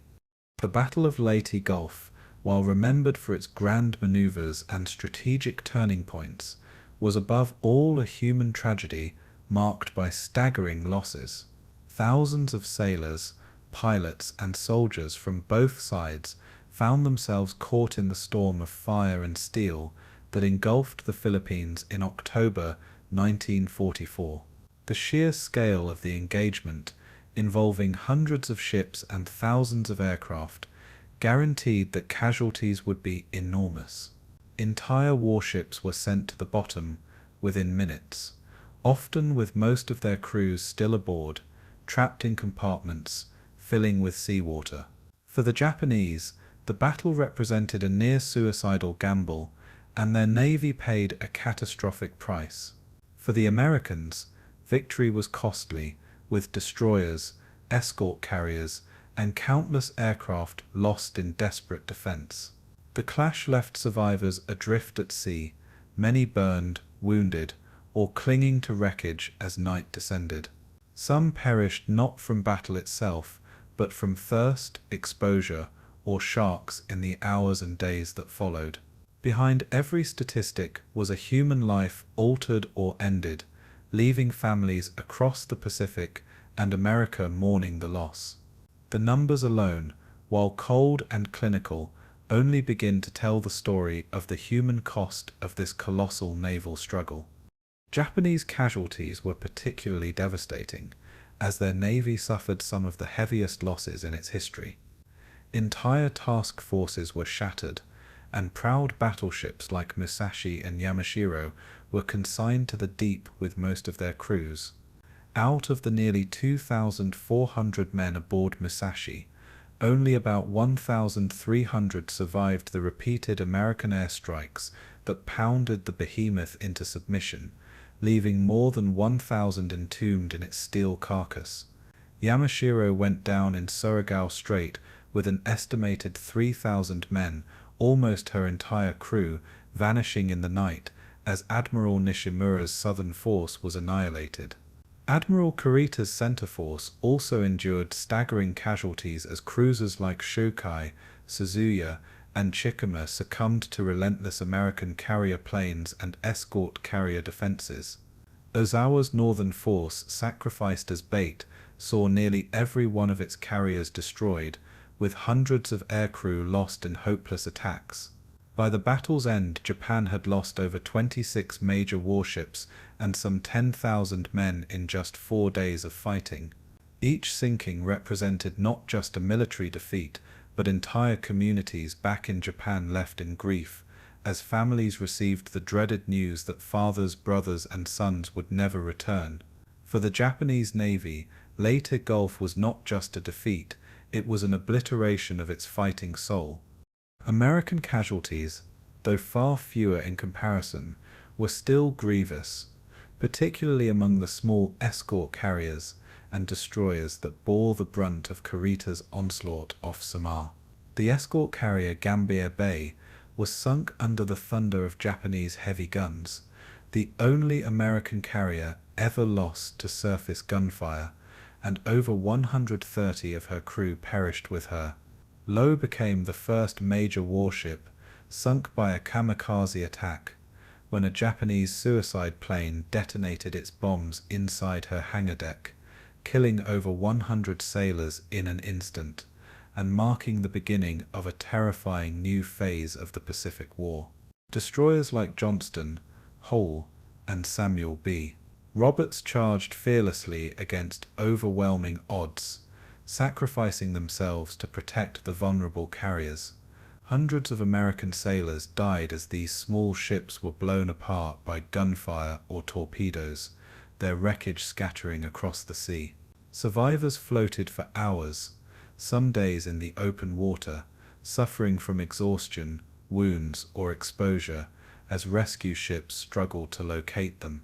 Shark attacks claimed additional lives in the chaos, leaving even those who survived the battle itself facing nightmarish ordeals. In total, the U.S. Navy suffered more than 3,500 killed and over 9,000 wounded or missing in the 4 days of combat. While the strategic victory was undeniable, the price paid in blood was deeply felt by the crews of Taffy 3 and their families back home. For those who survived the sinking of their ships, The ordeal was often just beginning. Many were hurled into the sea with little more than life jackets, forced to cling to debris as burning oil slicks spread across the water. Survivors from Gambier Bay recalled watching their ship roll over and disappear beneath the waves, leaving them helpless in the face of the approaching Japanese fleet. Men from Johnston described seeing their beloved destroyer vanish after hours of fighting, their skipper, Commander Ernest Evans, last seen fighting at his post before going down with his ship. Others were dragged through the water by currents, separated from their comrades, and left adrift in the vast ocean under the blazing tropical sun. For many, thirst became the greatest torment, with some resorting to drinking seawater in desperation, which only hastened delirium and death. Japanese survivors endured equal horrors, often facing the bitter reality of being abandoned as their navy retreated and rescue was impossible. Hundreds of men from sunken Japanese cruisers and battleships drifted for days before succumbing to wounds, starvation, or the sea itself. These ordeals etched permanent scars on survivors, who carried memories of screaming men, floating bodies, and the smell of burning oil for the rest of their lives. Survival was a cruel lottery, and fate often seemed arbitrary in deciding who lived and who perished. The kamikaze attacks added a uniquely horrifying dimension to the human cost of the battle. For the first time on such a large scale, Japanese pilots deliberately turned their planes into guided bombs, crashing them into Allied ships with suicidal determination. On October 25th, as part of the opening waves of organized kamikaze strikes, 4 planes dived on escort carriers of Taffy 3. One successfully striking Saint-Lô with catastrophic effect.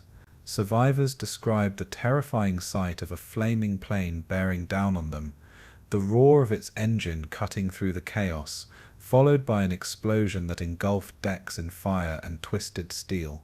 Hundreds of American sailors were incinerated or trapped in compartments as the carrier's hangar detonated in chain reactions. For the pilots, it was the ultimate act of sacrifice, driven by loyalty, indoctrination, and desperation, leaving grieving families in Japan who had often been told their sons died honorably. For the Americans, it was a shocking revelation of the extremes to which Japan was now prepared to go, transforming every battle into a struggle, not only against ships but against human wills prepared to annihilate themselves. The psychological toll was immense, as sailors knew that at any moment another plane might emerge from the clouds, intent on killing them, no matter the cost.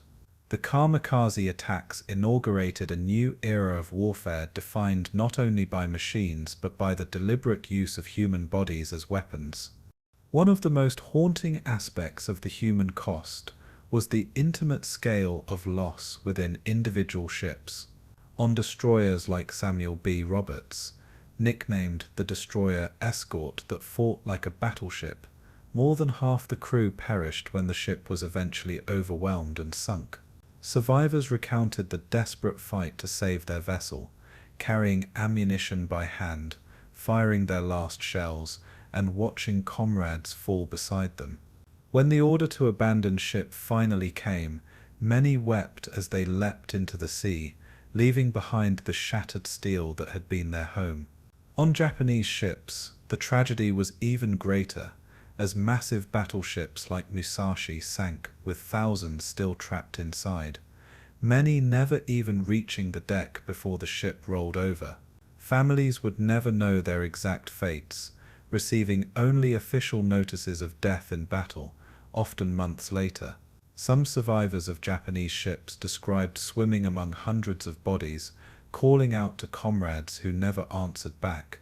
On both sides, sailors formed bonds of brotherhood in the crucible of combat, and the loss of these bonds compounded the trauma. Survivors' guilt became a lasting burden, as men wrestled with why they had lived while so many others had perished. These stories, carried home in silence or recounted in memoirs decades later, illustrate the deeply personal dimensions of what history records as statistics. The loss of ships themselves also represented not only material destruction, but floating communities erased in minutes.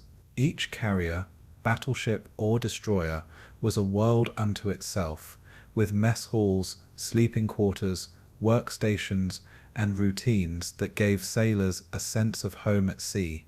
When a ship sank, it was as if an entire town had been obliterated, with friends, routines, and memories swallowed by the ocean. The Musashi, one of the most heavily armed warships ever built, became a steel coffin, its vast corridors echoing with the cries of trapped men as water poured in. The Johnston, so small compared to the Leviathans it fought, left a legacy of unmatched bravery as it sacrificed itself for others. Each wreck that settled on the seafloor carried within it not only war machinery, but the stories of men whose lives ended abruptly. These ships remain underwater graves, silent monuments to the cost of war. For the families left behind, memorial services often lacked bodies to bury, with names instead etched on stone walls or plaques. The sea, indifferent and vast, claimed both victors and vanquished alike, equalizing their fates in cold depths. The destruction of these ships was more than tactical.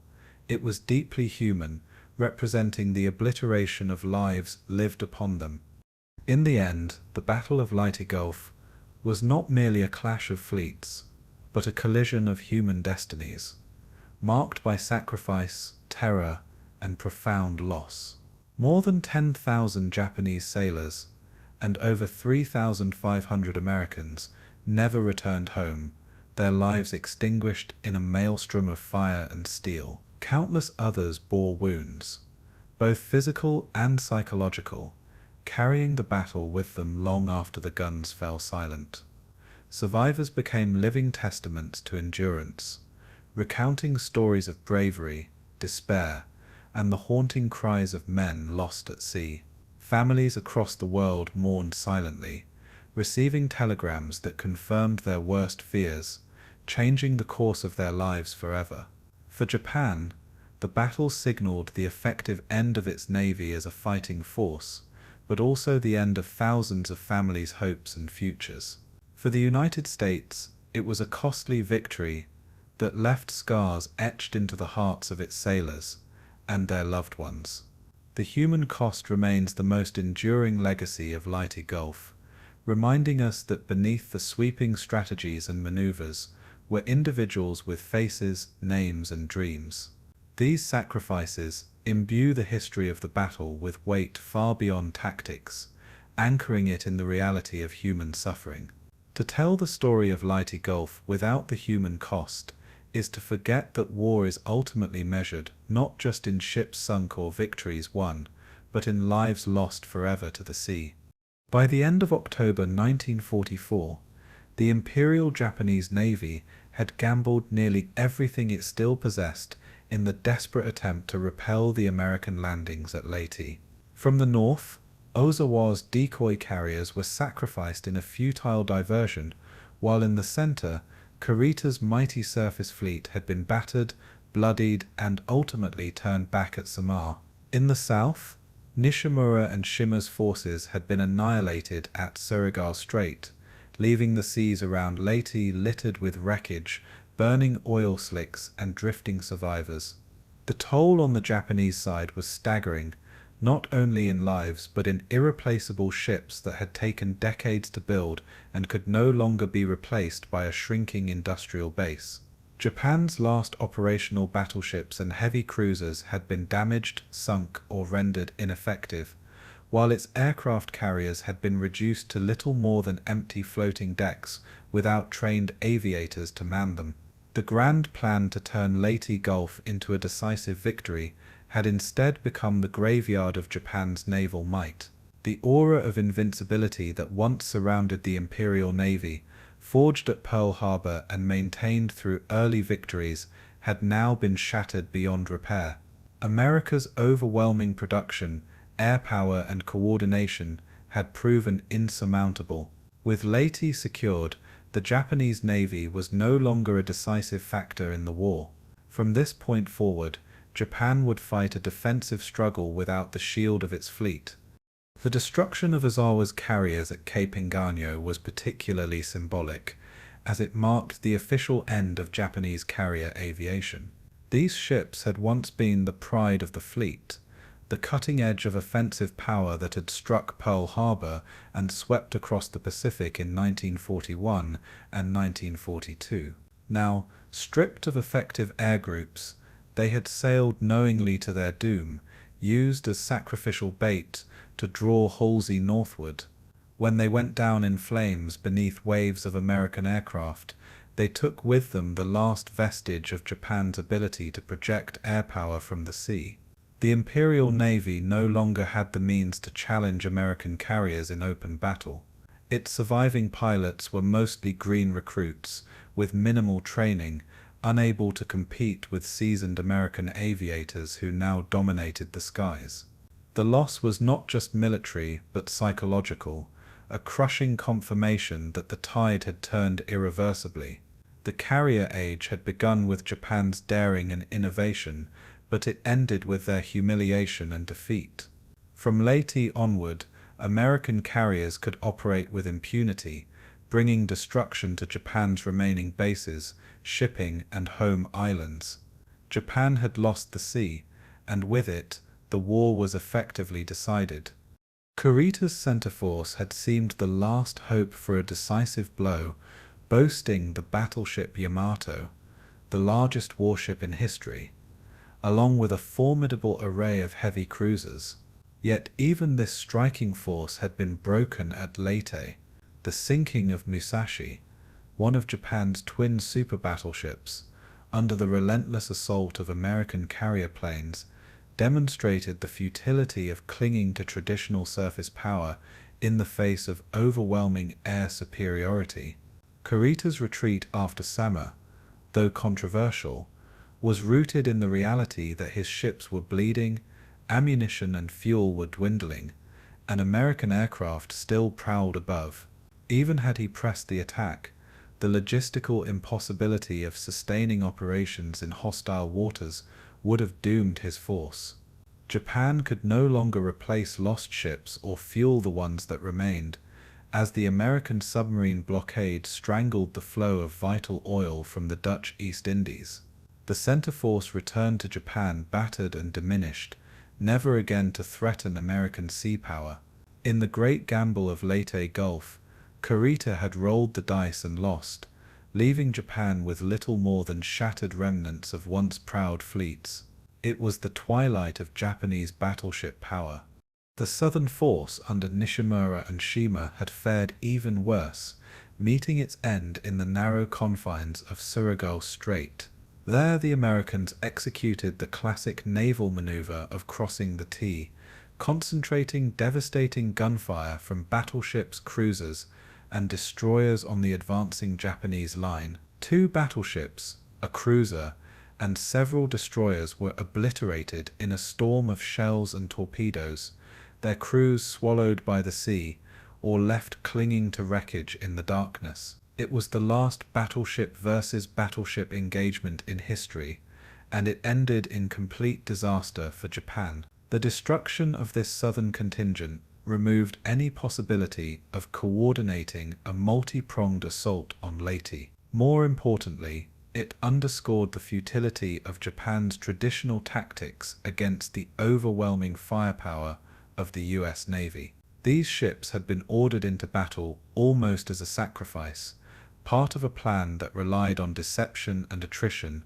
rather than realistic hope of victory. Their fate foreshadowed the collapse of Japan's naval doctrine itself, as the age of decisive surface engagements gave way to dominance by air and submarines. With the southern force annihilated, the Imperial Navy was further reduced to shadows of its former self.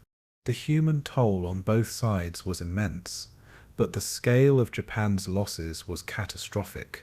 Tens of thousands of sailors were killed in the 4 days of battle, their bodies lost at sea or carried by currents to distant shores.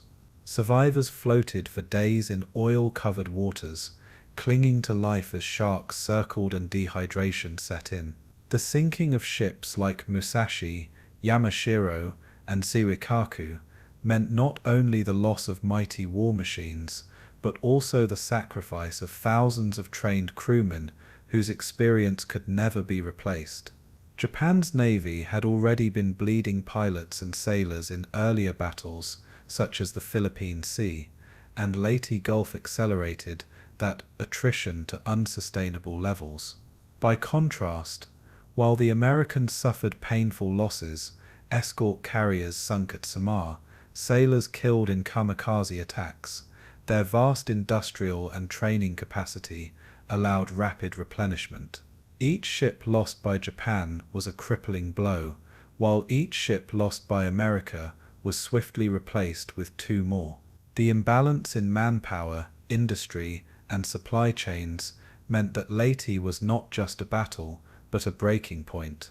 Japan had mortgaged its future on a gamble it could not afford to lose. The collapse of Japanese naval strength at Leyte signaled a profound strategic shift in the Pacific War. Until then, Japan had managed to pose a credible threat, forcing the United States to engage in costly island-hopping campaigns across the Central and Southwest Pacific. With its navy shattered, Japan could no longer contest American amphibious operations. This meant that the American advance could now proceed unhindered, with carriers and battleships providing overwhelming support to landings on Luzon, Iwo Jima, and Okinawa. Japan's navy, once a shield for its empire, had been reduced to a token force of aging ships and fuel-starved hulks. The Imperial Navy's role had shifted from active combat to desperate, often suicidal measures, culminating in the organized use of kamikaze attacks. These tactics reflected not strength but despair, a final acknowledgement that conventional naval power had been obliterated.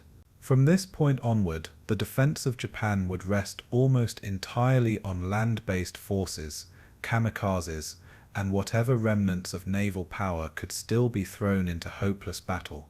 The seas had been surrendered, and with them, Japan's fate was sealed. The annihilation of the Imperial Navy at Leyte Gulf also reverberated across the wider strategic picture of the war. For the Allies, it meant that the Pacific was now effectively under American control, and supply lines to advancing armies were secure. It also meant that General MacArthur's return to the Philippines could proceed without fear of serious naval challenge, cementing American dominance in the region.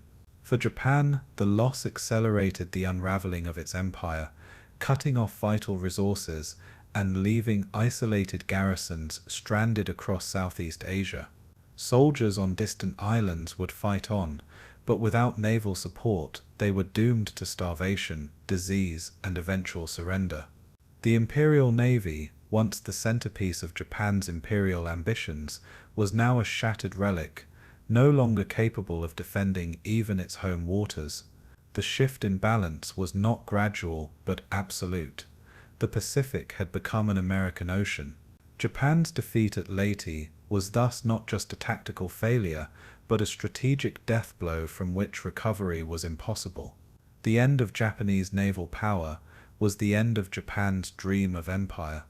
In the grand arc of naval history, the Battle of Leyte Gulf stands as the decisive moment when Japan's maritime power was finally and irrevocably broken. The losses suffered during those days in October 1944 were so severe that the Imperial Navy never mounted another large-scale operation. Battleships remained in port. Carriers without aircraft rusted at anchor, and cruisers that had once roamed the Pacific were reduced to floating targets for American air raids. In the months that followed, kamikaze attacks would emerge as the desperate substitute for a shattered fleet, a grim reminder that Japan was now fighting on borrowed time. The mighty navy that had once humbled the West with daring strikes was gone, replaced by fragments and memories. Leyte was not just the largest naval battle in history, it was the funeral of the Imperial Japanese Navy. The balance of power had shifted irreversibly, ensuring that the Pacific War would end not in Japanese triumph but in inevitable defeat. For America, the seas were now highways to victory. For Japan, the sea had become a grave. When the thunder of the great naval battles faded across the seas of Leyte, the focus of the Pacific War shifted firmly back to the island itself, where American and Filipino troops faced the arduous task of consolidating the fragile beachhead. General Douglas MacArthur, true to his promise of return, sought not only to re-establish Allied control over the Philippines, but also to make Leyte the foundation for the long and grinding reconquest of the archipelago. The initial landings on October 20th had given the Allies a foothold, yet the Japanese garrison, far from defeated, dug in across Leyte's mountains, swamps and rice fields, determined to make every mile costly. The terrain itself conspired with the defenders. Thick forests concealed ambushes, while monsoon rains turned roads into rivers of mud. Supply lines became stretched as American divisions pushed inland, facing not just enemy fire, but the constant challenge of moving tanks, artillery and ammunition through unforgiving landscapes. Filipino guerrillas guided American columns, often pointing out hidden Japanese positions or sabotage traps that would have otherwise cost heavy casualties. MacArthur's command was determined, but the campaign was no swift march. It became a slow, grinding struggle. Each village secured was a victory, yet each hill wrestled from Japanese control was paid for in blood.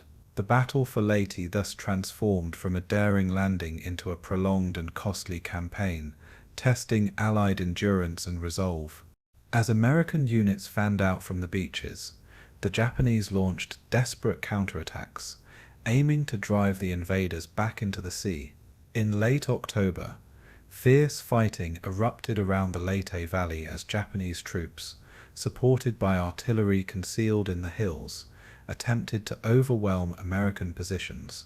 Nighttime banzai charges thundered through the darkness, with soldiers screaming war cries as they charged into machine gun fire, often annihilated before reaching Allied lines.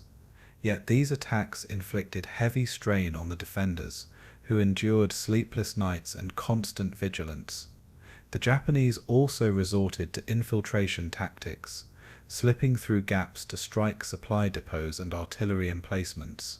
Each encounter revealed the stubbornness of the enemy, who clung to the belief that Leyte might still be held if enough American blood was shed.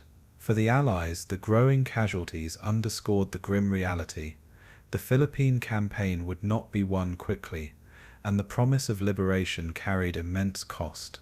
MacArthur's generals began shifting strategies, relying more heavily on artillery barrages and close air support to soften enemy defenses before advancing. The island, once thought to be a stepping stone, revealed itself as a battlefield of attrition. The battle for Leyte became a symbol not just of conquest, but of the immense sacrifices required to break Japan's grip on the Philippines. Amid this clash of armies, the Filipino people endured suffering on a scale almost unimaginable. For over 2 years, they had lived under Japanese occupation, enduring brutal reprisals, forced labor, and starvation. When the Americans returned, hope surged through villages, but so too did violence, as Japanese soldiers retaliated against civilians they accused of aiding the Allies. Entire villages were burned, crops destroyed, and innocent men, women, and children massacred in acts of desperation by an enemy who knew its hold was slipping. In many towns, civilians fled into the jungles, surviving on wild roots, fruits, and what little food could be smuggled to them by guerrilla networks. Yet even in the face of these horrors, the Filipino people aided MacArthur's forces with tireless courage. They carried messages through enemy territory, guided soldiers through mountain passes, and often fought alongside guerrilla bands who harassed Japanese columns day and night. Their suffering was immense, but their resilience became a vital part of the Allied effort. The liberation of Leyte was not only a military campaign, it was a humanitarian mission to end the torment of an occupied people. Every village freed brought tears of joy, yet also revealed the scars left by years of war and cruelty. The campaign for Leyte was not confined to infantry battles alone. Overhead, the skies were alive with constant air activity, as American aircraft bombed Japanese supply lines, troop concentrations, and airfields. The Japanese, though crippled at sea, still launched waves of kamikaze pilots, determined to strike terror into Allied forces. For the first time in the Pacific War, kamikazes appeared in organized fashion, their planes diving directly into carriers, destroyers, and transports off Leyte. The shocking impact of these suicide missions shook American sailors, who watched burning aircraft slam into ships with devastating explosions. Many vessels were crippled or sunk, and hundreds of men perished in these fiery assaults. Yet, instead of breaking morale, the kamikazes hardened Allied resolve, reinforcing the belief that Japan would stop at nothing to resist. Air combat above Leyte thus became as critical as the infantry struggles below, with American pilots working tirelessly to blunt kamikaze attacks while providing close support to advancing troops. The skies were filled with fire, smoke, and the echoes of battles that stretched from dawn until dusk. Air superiority remained vital, and while the Allies claimed dominance, the cost was constant vigilance and continual sacrifice. On the ground, American units fought across terrain that seemed designed to resist their advance. In the Ormoc Valley, Japanese defenders fortified villages and ridges, forcing the Americans into grueling assaults against entrenched positions. Artillery duels thundered across rice fields, while snipers lurked in palm trees, targeting officers and medics with deadly precision. Engineers struggled to keep supply lines open, building makeshift roads and bridges under fire, while medics carried wounded comrades back through knee-deep mud. Each step forward was earned with difficulty, and casualties mounted steadily. The Japanese, though steadily pushed back, fought with a ferocity that stunned even battle-hardened veterans of Guadalcanal and Saipan. Every ridgeline became a battlefield, every stream crossing a point of contention. As November turned to December, heavy rains further slowed the Allied advance, creating a nightmarish landscape where tanks bogged down and soldiers marched waist-deep in water. Disease spread through the ranks, with malaria and dysentery claiming as many men as bullets. The campaign had become a crucible, demanding relentless determination from all who fought on Leyte's soil. MacArthur himself remained a commanding presence throughout the campaign, traveling across the island to rally troops and encourage civilians. His words carried both authority and symbolism, for to the Filipino people, his presence was proof that liberation was real. Soldiers often recalled how the general, tall and imposing in his khaki uniform, walked among the men with calm assurance, urging them to hold fast and reminding them of the greater mission ahead. To the Americans, he was a leader who demanded excellence, often pushing his commanders to press harder and accept no excuses. To the Filipinos, he was a hero returned, a figure who embodied their hopes after years of darkness. His staff worked tirelessly to coordinate operations across Leyte, managing supply, air support, and cooperation with guerrilla forces. MacArthur's determination to personally oversee the campaign was both inspirational and controversial, for some criticized his risk-taking and grandiose presence.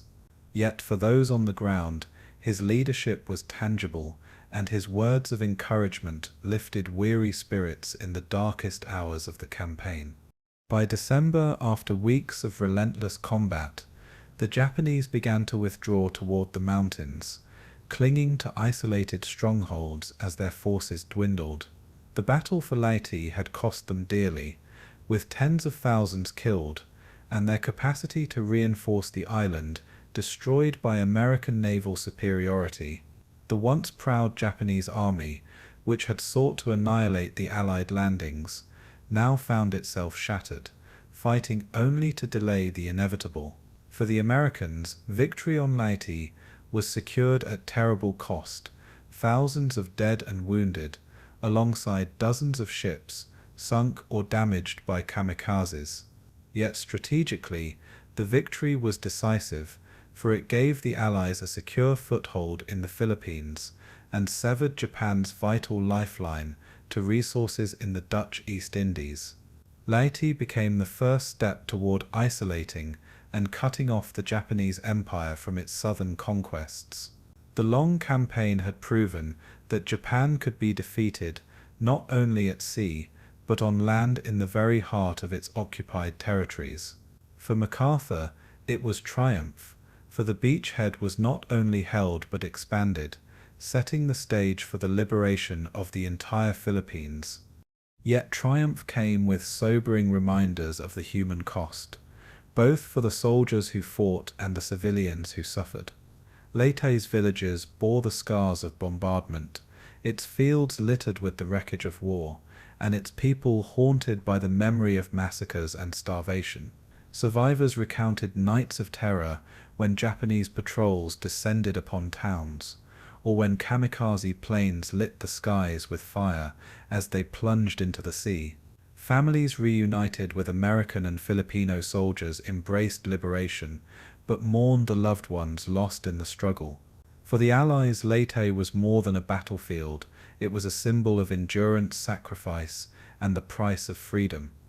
The campaign ended with the island firmly under Allied control, yet at a cost that weighed heavily on all who survived.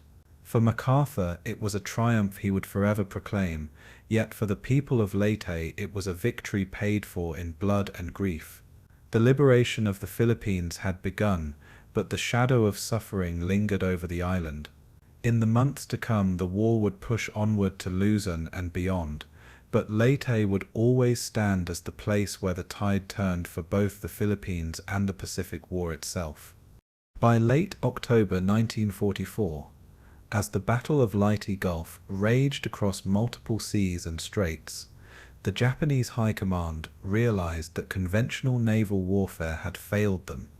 Their proud carrier force lay in ruins, their battleships battered, and their cruisers scattered or sunk.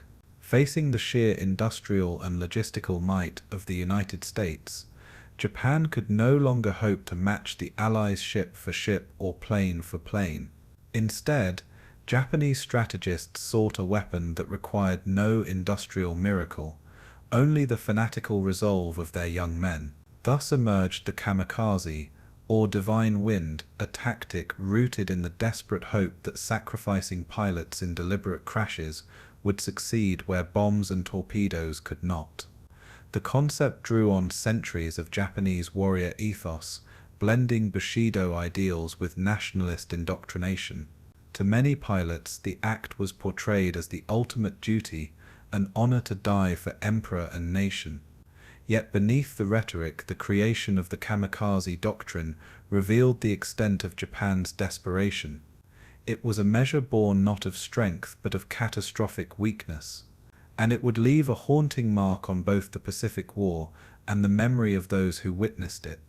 The first organized kamikaze unit, known as the Special Attack Corps, was formally established on October 19, 1944, just days before the climactic naval battles around Leyte. Vice Admiral Takejiro Nishi, commander of the 1st Air Fleet, was the man who sanctioned the idea. In his mind, only suicide attacks could deliver the kind of crippling damage needed to slow the American juggernaut. Nishi gathered a group of young volunteer pilots, many barely trained, and presented the plan as an opportunity to save Japan through self-sacrifice. These men, often in their late teens or early 20s, were told their deaths would inspire the nation and terrify the enemy. Their aircraft, usually obsolete Zero fighters, stripped of unnecessary equipment, were modified to carry a single 250-kilogram bomb beneath the fuselage. With no plans to return, the planes were filled only with enough fuel for a one-way flight. The unit's motto became simple and chilling: one plane, one ship. It was a doctrine that turned men into human weapons, and it signaled a radical shift in the conduct of the Pacific War. The first mass kamikaze strike occurred on October 25, 1944, as part of the continuing fight around Leyte Gulf. That morning, a formation of Japanese suicide planes targeted the escort carriers of Admiral Thomas Sprague's Task Unit 77.43, better known as Taffy 3, which had already endured the brutal assault of Kurita's battleships off Samar. Exhausted, and still reeling from that battle, the lightly defended carriers now faced a wholly new and terrifying threat from the skies. At around 10:50 a.m., a Zero plunged straight into the flight deck of the escort carrier USS St. Louis, piercing through the wooden planking and igniting catastrophic fires. Within minutes, secondary explosions ripped through the ship as bombs and aviation fuel detonated. At 11:25 a.m., the proud little carrier was engulfed in flames and slipped beneath the waves, taking more than 100 men with her. The USS St. Louis became the first major warship sunk by a kamikaze attack, and the world took notice. This was no longer simply air combat, it was the weaponization of human lives. The sinking of St. Louis electrified Japanese morale, with propagandists hailing it as proof of the effectiveness of kamikaze tactics. In Tokyo, newspapers proclaimed the divine wind had returned to save Japan, recalling the legendary typhoons that repelled Mongol invasions centuries earlier. The sacrifice of the young pilots was framed as glorious and patriotic, ensuring their families received honor rather than shame. Recruitment into the Special Attack Corps accelerated, with students, cadets, and even inexperienced trainees pressed into service. Yet behind the glorification lay grim realities. Many pilots were given only rudimentary training, sometimes just a few hours of flight time, before being asked to steer a bomb-laden aircraft into enemy steel. Others were coerced rather than volunteered, with refusal seen as a betrayal of emperor and country. In private moments, some officers admitted the policy was an act of desperation, not brilliance. But the sinking of St. Louis gave them the justification to expand it further. The kamikaze had proven it could kill. Now it would be used on a far larger scale. For the American sailors off Leyte, the psychological impact of kamikazes was profound. Unlike conventional air raids, where enemy planes sought survival after attacking, kamikaze pilots pressed relentlessly forward, ignoring anti-aircraft fire and damage until they struck their target.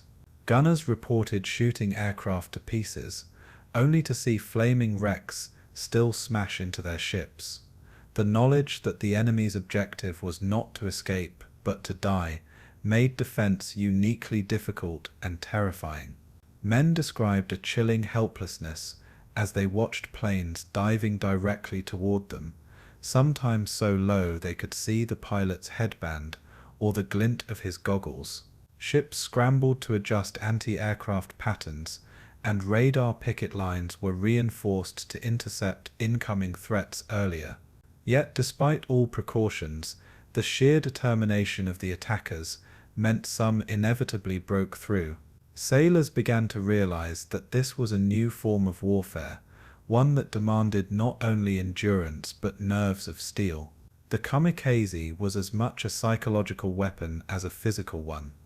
The tactic spread quickly after Leyte, but it was here in these battles that the doctrine was first tested in mass. By the end of October, over 50 kamikaze sorties had been launched against Allied naval forces in the Philippines. The results were mixed. Many attackers were destroyed before reaching their targets, but the few that struck caused outsized devastation. Escort carriers, destroyers, and transport vessels were all hit in quick succession, sometimes in coordinated waves of suicide planes. To the Japanese command, this confirmed their belief that even a handful of determined pilots could inflict damage disproportionate to their numbers. Each plane destroyed represented not just lost equipment, but dead American sailors, wrecked decks, and disrupted operations. It was a method Japan could produce endlessly. Planes and pilots might be expendable, but the psychological effect multiplied with every strike. The concept of organized suicide warfare had moved from theory to brutal reality. And as the Battle of Leyte Gulf drew to a close, kamikaze raids were already being planned on a grander scale. For the young Japanese pilots themselves, the experience was complex and often heartbreaking. Diaries recovered after the war reveal letters filled with longing, fear, and attempts to find meaning in certain death. Many wrote farewell notes to parents or sweethearts, promising to meet again in the afterlife. Some convinced themselves that their sacrifice would protect Japan from invasion, while others expressed quiet doubts about the futility of their mission. Ceremonies before flights often included drinking sake, tying on a white headband marked with the rising sun, and bowing before a Shinto shrine. Once airborne, there was no turning back. Accounts from American survivors describe moments when kamikaze pilots waved or saluted just before impact, a chilling reminder of the humanity on both sides of the cockpit glass. To the world they were faceless suicide bombers, but to their families they were sons, brothers, and students who had been drawn into a machinery of death. Their sacrifice was coerced as much as it was chosen, and their deaths became the symbol of Japan's fatal path of desperation. The birth of the Kamikaze Doctrine at Leyte marked a grim turning point in the Pacific War. Never before had a major power institutionalized suicide attacks as a central military tactic. In the months ahead, thousands more pilots would follow the same path, hurling themselves against Allied fleets at Okinawa, Iwo Jima, and across the Philippine Islands. The sinking of St. Lo was only the beginning of a campaign that would cost tens of thousands of lives, both Japanese pilots and the Allied sailors who faced them. For the Japanese, it represented the last gamble of a crumbling empire, trading human life for tactical delay. For the Allies, it was a chilling reminder that the war would only grow bloodier as they closed in on Japan itself.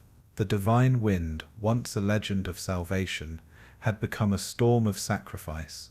Its gusts began at Leyte, where young men turned themselves into weapons, and its echoes would follow the Pacific War all the way to its fiery conclusion. The Battle of Leyte Gulf did not end merely as a clash of ships and aircraft. It was a decisive strategic pivot in the Pacific War. With the Japanese combined fleet shattered and its carrier arm annihilated, Japan no longer possessed the naval strength to contest American movements across the Pacific.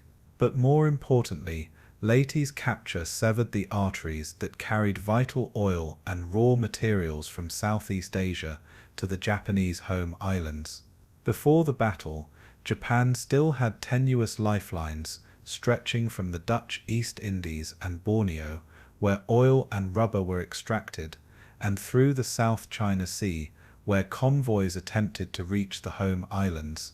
After Leyte, these sea lanes lay squarely under American control.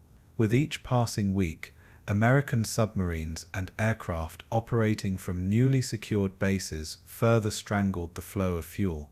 Japanese tankers, already scarce, were now hunted with ruthless efficiency, and each sinking meant entire fleet operations had to be cancelled. The strategic importance of oil, without which planes could not fly, ships could not sail, and factories could not produce, became Japan's Achilles heel. Leyte did not simply defeat a fleet, it dismantled the logistics that sustained an empire.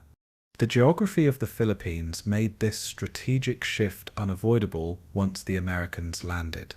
Leyte itself was not a source of oil or minerals, but its central position along the maritime highway between the Dutch East Indies and Japan made it a choke point. From Leyte, the US Navy and Army Air Forces could project overwhelming force into the South China Sea, severing shipping routes that had been Japan's lifeblood since 1942. The Japanese had relied on complex convoy systems to transport oil from Borneo and Sumatra northward, often guarded by destroyers, escort carriers, and converted merchant vessels. These convoys had always been vulnerable to submarine ambushes, but with Leyte in American hands, they faced constant attack from both air and sea. Within months, oil shipments to Japan dropped to a trickle, leaving warships stranded in port with empty fuel bunkers. The Imperial Navy, once the pride of Japan, became a fleet in being trapped and unable to sortie for lack of fuel.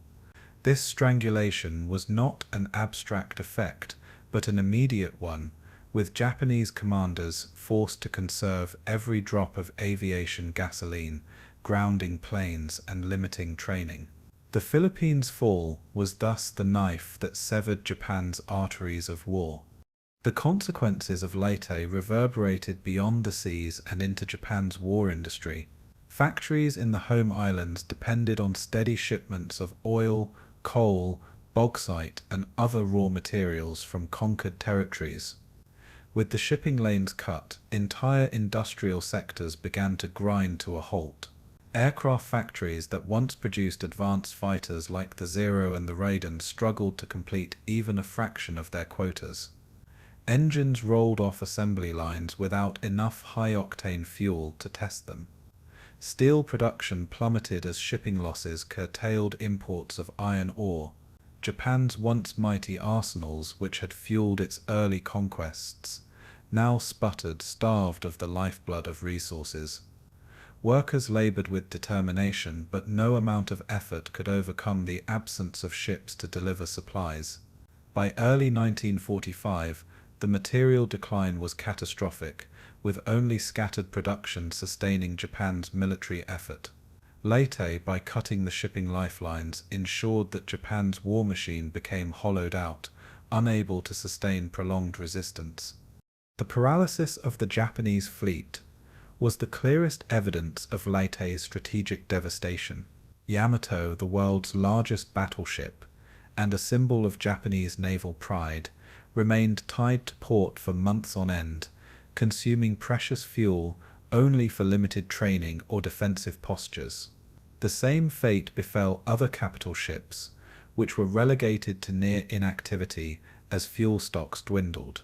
By the spring of 1945, the situation had deteriorated so completely that Yamato's final mission, Operation Tengo, a one-way suicide run to Okinawa, was conceived not as a naval operation, but as a sacrificial gesture.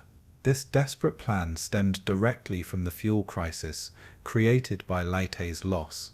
Ships that had once been designed for grand decisive battles could no longer leave port with enough reserves to return. The very essence of sea power, the ability to move, to project force, to control waters, was stripped away. American commanders understood this perfectly, and every tanker sunk and convoy intercepted tightened the noose further. By immobilizing Japan's fleet, Leyte transformed naval giants into powerless hulks, symbols of a navy that no longer existed as an effective fighting force. The strategic impact of Leyte extended into the air as well. Japan's air force had been crippled during the battle, losing hundreds of planes and their irreplaceable pilots. But the greater loss came afterward, when dwindling fuel supplies meant that new pilots could not be trained properly. Flying schools had aircraft, but they lacked gasoline to keep them in the air. Student aviators took to the skies for only a handful of hours before being rushed into combat, poorly prepared and often terrified. This shortage was one reason Japan embraced the Kamikaze Doctrine, as pilots were no longer expected to live long enough to require extensive training. The skies that had once been contested now tilted heavily in America's favor, with swarms of Hellcats and Corsairs sweeping aside Japanese opposition. The imbalance only grew worse as American carriers replenished at will, while Japan's fuel-starved bases struggled to keep a single squadron operational. By depriving Japan of its oil, Leyte condemned its air force to collapse just as surely as it immobilized its fleet. For the Allies, Leyte's victory paved the road directly to the next great campaigns, Luzon, Iwo Jima, and Okinawa. The Philippines provided forward bases from which American bombers could strike deeper into Japanese territory. With Leyte secured, B-24 Liberators began long-range raids into Indochina, southern China, and the home islands themselves. Naval task forces, no longer harried by Japanese carriers, sailed with near impunity across the Pacific.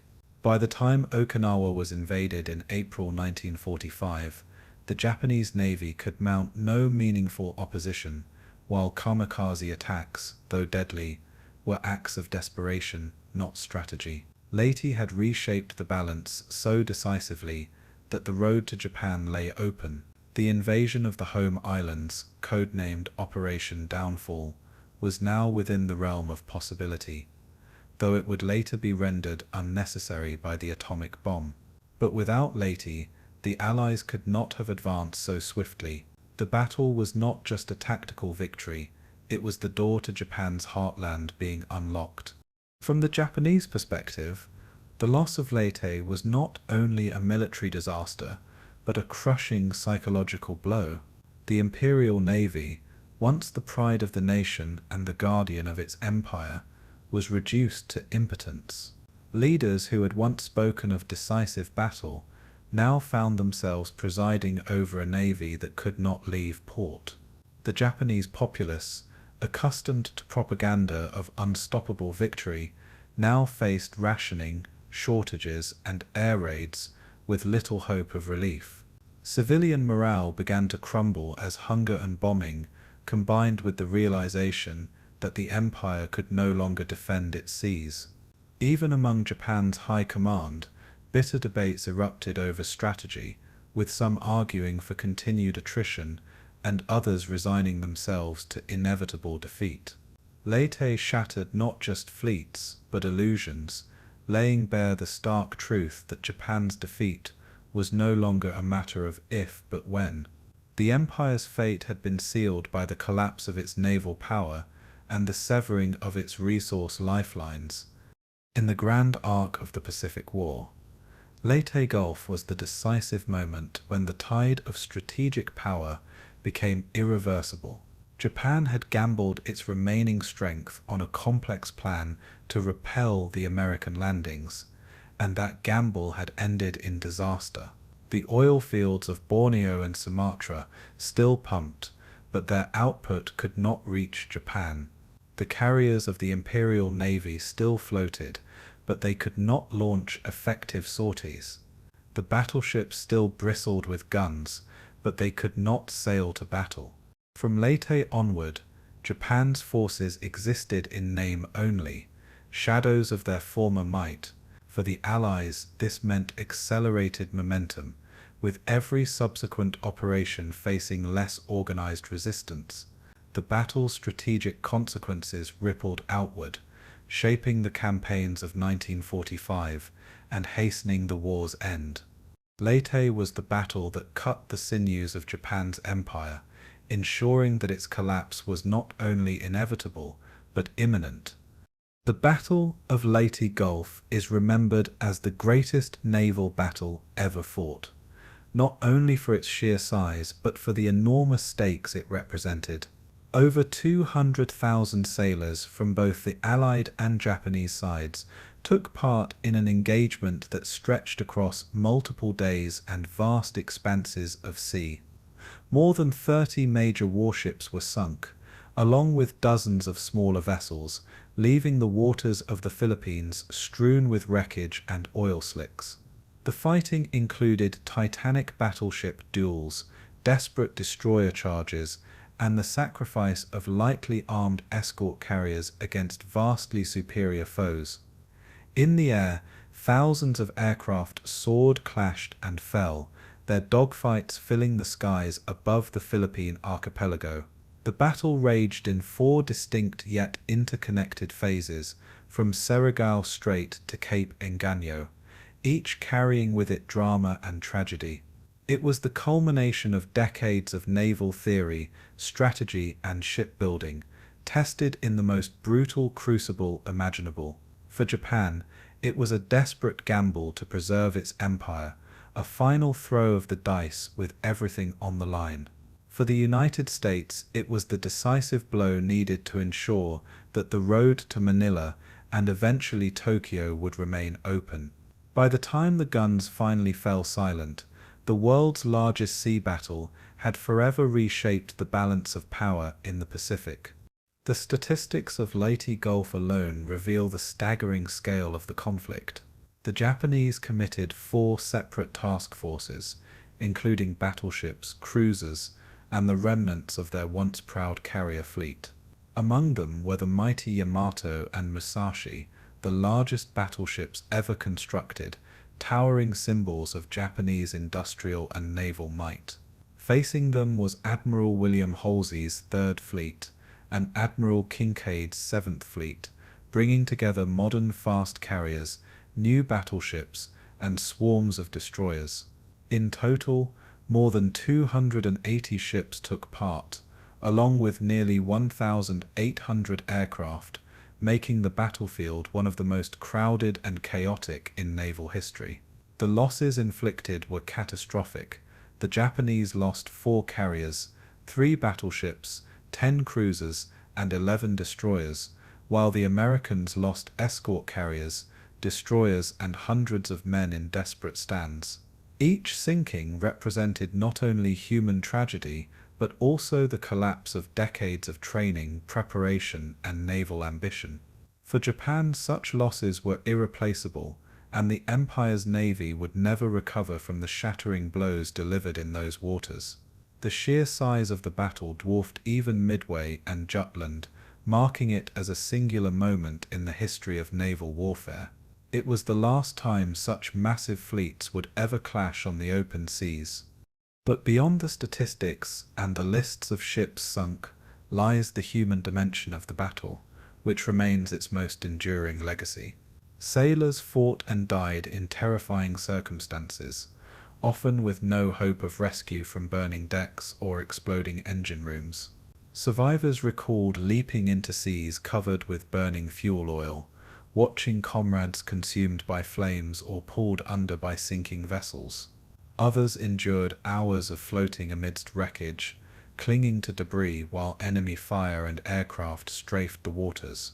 On board the escort carriers of Taffy 3, men witnessed their lightly armed ships torn apart by shells from massive Japanese battleships, yet they continued to fight with ferocious determination. Japanese sailors trapped in capsized ships faced equally horrifying fates, many succumbing to suffocation or drowning as their vessels slipped beneath the waves. For those rescued, the trauma of battle would last a lifetime, haunting dreams and shaping memories for decades afterward. The immensity of suffering, both immediate and long-lasting, reflected the cruel cost of naval combat at such a scale.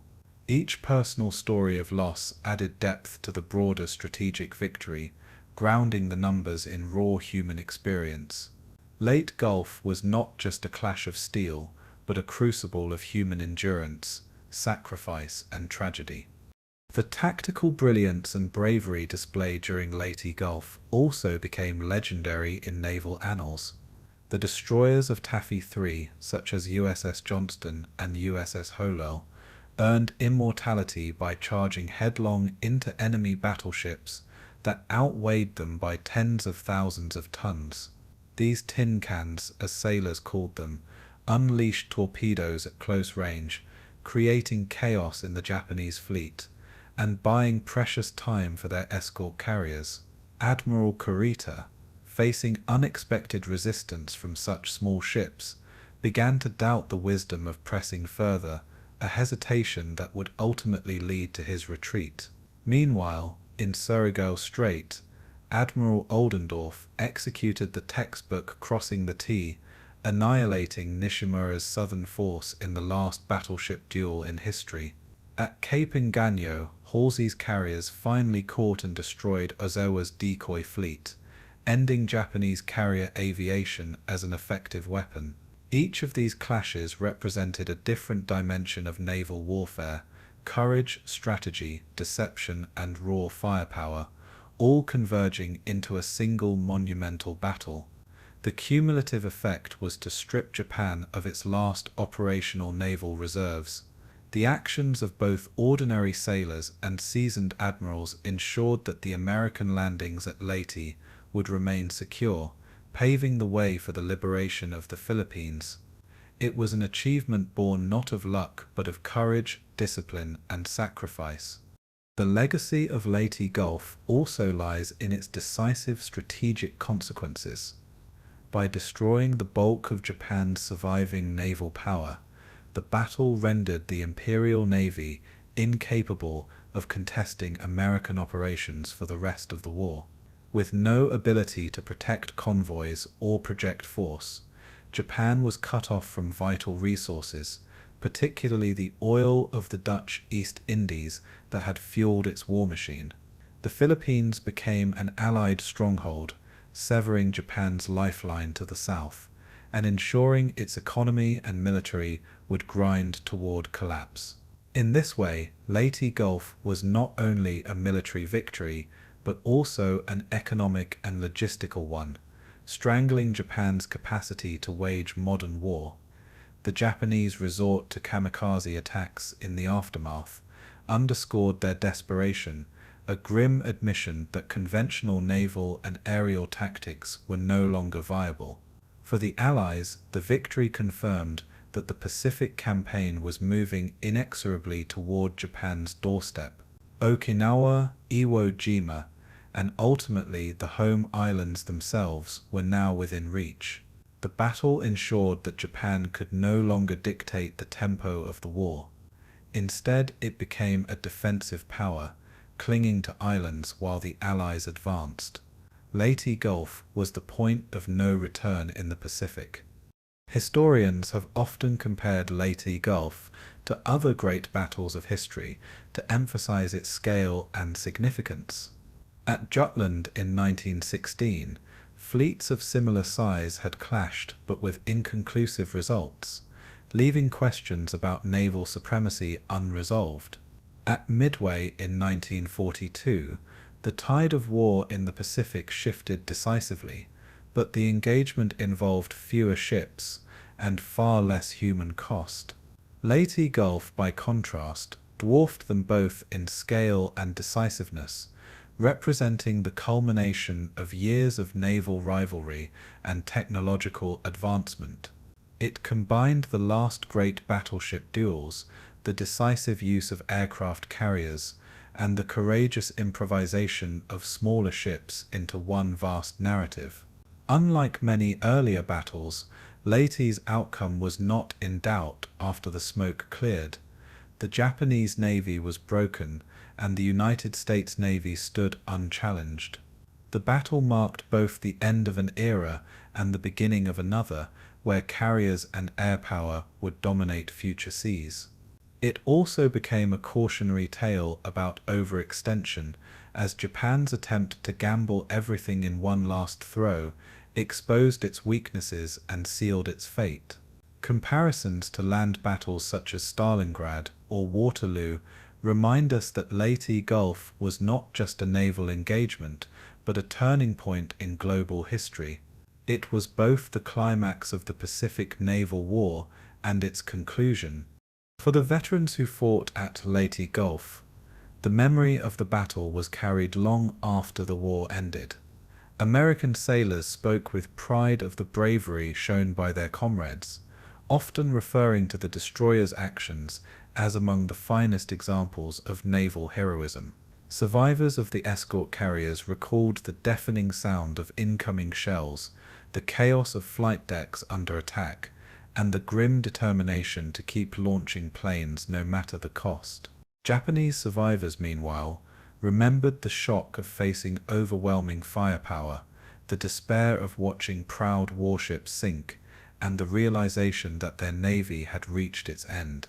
Many of these men struggled with survivor's guilt, haunted by the fates of their friends and the destruction of their fleets.